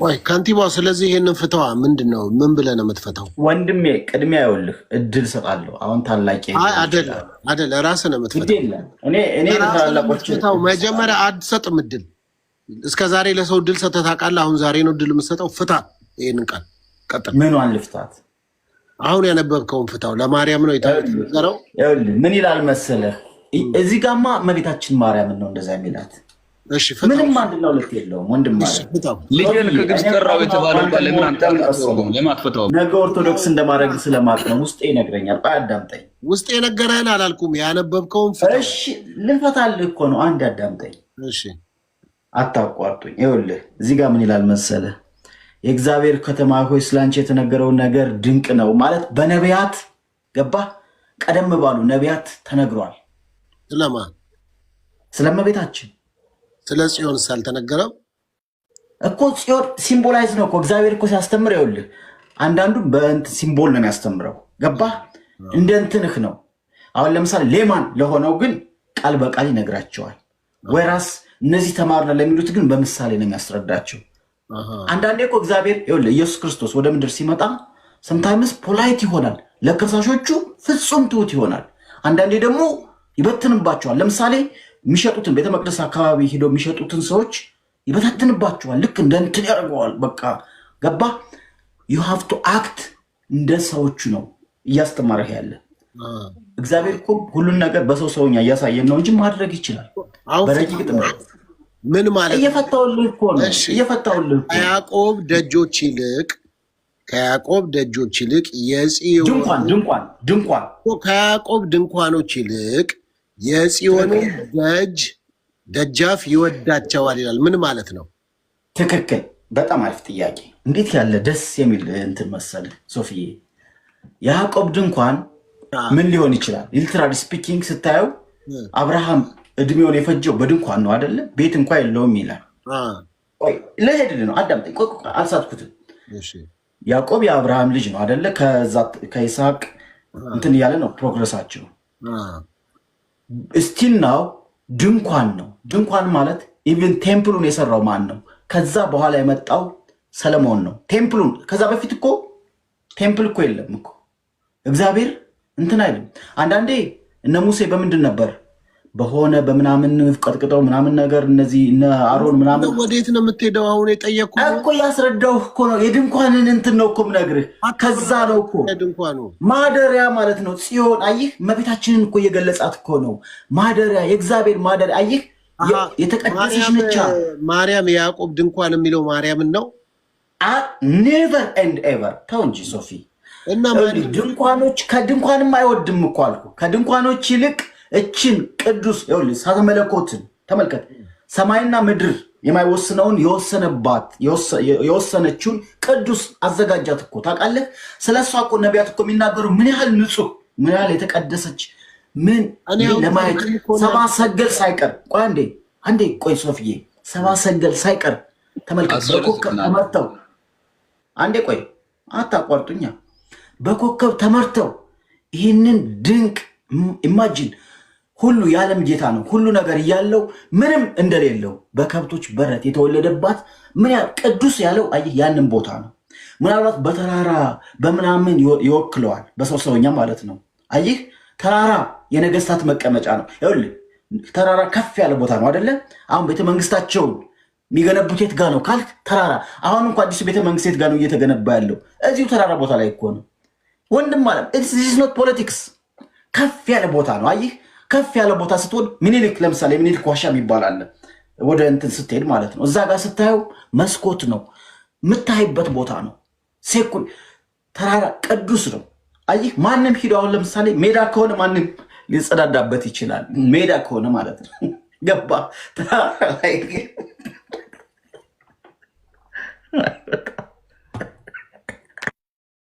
ኧረ ሶፊ በጌታ እኔ ላብራራ ፍቀዱልኝ። በጌታ ስም ተረት አደረከው ወንድም። እውነቱን ነው ግን እንደ ድራማ ነገር እየሰራ ነው የሚመስለኝ። ሶፊ እኔ ለፍታታ እኔ ልሞክር እስኪ። ብዙ ሰማው ይበቃል። ሰሊ በሙከራ ሳይሆን እንትን አንድ ጥያቄ ማለት ነው። ይቅርታ አድርጉልኝና እኔ የእግዚአብሔር ቃል ባይዘው የሚቀለድበት አይደለም እና ቀለል አድርጌ አንድ ጥያቄ ልጠይቅሽ ካልነበረ ግን ይሄንን አብራራው። ቆይ ኧረ ሶፊ እቺንማ ማብራራት አለብኝ። እንዴት አድርጋችሁ እንደምትፈቷትኝ እኔ ፈትቼ ላስረዳህና እንዴት ተቀበሉታላችሁ። ከተቀበላችሁት እንግዲህ ተቀበላችሁት ነው፣ ካልተቀበላችሁት እስከ ተርጉሙ በደንብ አድርጌ ነው አውጥቼ ማሳያችሁና እንዴት አድርጋችሁ እንግዲህ ለእመቤት ማርያም እንደሰጣችሁት ጌታ ያውቃል። እንዲህ ይላል ሶፊ ከቻልክ በአማርኛ አንተ ብታነብ። ምንም ብሰጣትም እኮ እሷ አያንሳትም፣ ግን አያንሳትም። የጌታችን እናት ናት። አዎ የጌታችን እናት ናት። ግን ያልሆነ ክብር ደግሞ ያልተጻፈውን አመጣችሁ እዚህ ላይ ስትሰጡት ደግሞ ሰውስ ምን ይላል? ሰሊዬ ግን አንድ ነገር እመኝልኝ። ቆይ አላምንም። እኔ ልተርጉምልህ፣ እኔ ላስረዳህና የእግዚአብሔር ኃይል እኮ እኔ ልንገርሽ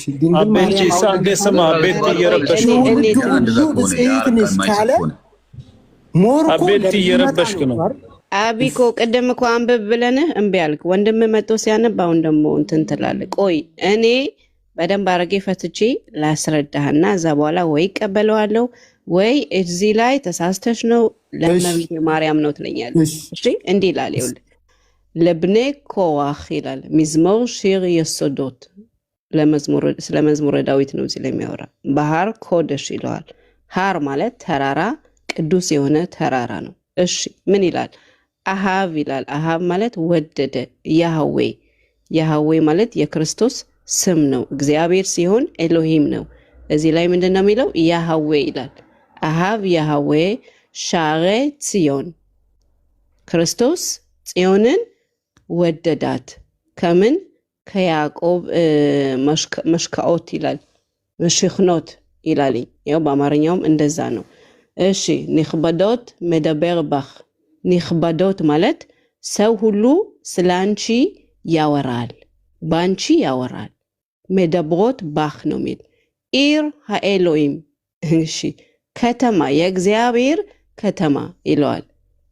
ሰማይ ንክበዶት መደብሮት ባህ፣ ሰው ሁሉ ስለ አንቺ ያወራል። እዛ ላይ ማን ብለህ ብትጠይቅ ኢራ ኤሎይም ይለዋል። ኢራ ኤሎይም የእግዚአብሔር ከተማ ይለዋል። እሺ እንቀጥል። 4 ላይ እስኮ ረሃብ ובבל ולידיעה הנה פלשת ይለዋል። וצור עם כוש זה יולד שם። ሶፊ ያለ 4ን እስኪ አንብብልኝ። ሰሊ በእኛ እየተረጎምኩ ነው። ቆይ እየተረጎምኩ ነው ማስረዳ። ጽዮን የሚለው እንግዲህ ማርያምን አላየንም። ቆይ ፕሊዝ እኔ ሄዳለሁ፣ በኋላ ነው የምታስቆሙኝ። ካልገባችሁ ደግመዋለሁ። ይኸውላችሁ ጽዮን ማለት እንግዲህ የኢየሩሳሌም ስም ነው። ለኢየሩሳሌም 7 ስም አላትኝ እግዚአብሔር የሰጣትኝ። አንዱም ጽዮን ይላታልኝ። ኢየሩሳሌም ጽዮን። እዚህ ላይ ደግሞ ይኸው ምንድነው የሚል? ኢየሩሳሌም ጽዮን ነው የሚላትኝ። ማርያም ጽዮን ብላ የተጻፈበት የለም። በአማርኛ ታች ብታደርጉትኝ ደስ ይለኛል። እና አሁን ጥያቄ ኢር የተባለችው ወይም ከተማ የተባለችው የእግዚአብሔር ከተማ የተባለችው ጽዮን እናንተ ማርያም ናት ብላችሁ የምታስረዱትኝ ይሄንን አስረዱኝ እኮ ነው ጥያቄ። ይኸው አሁን በዕብራይስጥ በደንብ አድርጌ ፈትቼ አስረዳው ምን እንደሚል። ከዚህ ላይ እንግዲህ የት ላይ ነው የማርያም ስም የተጠቀሰ? ያ ብቻ ሳይሆን እግዚአብሔር አላለም ክርስቶስ የሚወዳት ነው ያለ። ያህዌ ማለት ክርስቶስ ነው፣ የክርስቶስ ስም ነው። ኤሎሂም ካለ የእግዚአብሔር ስም ነው ብያለሁ።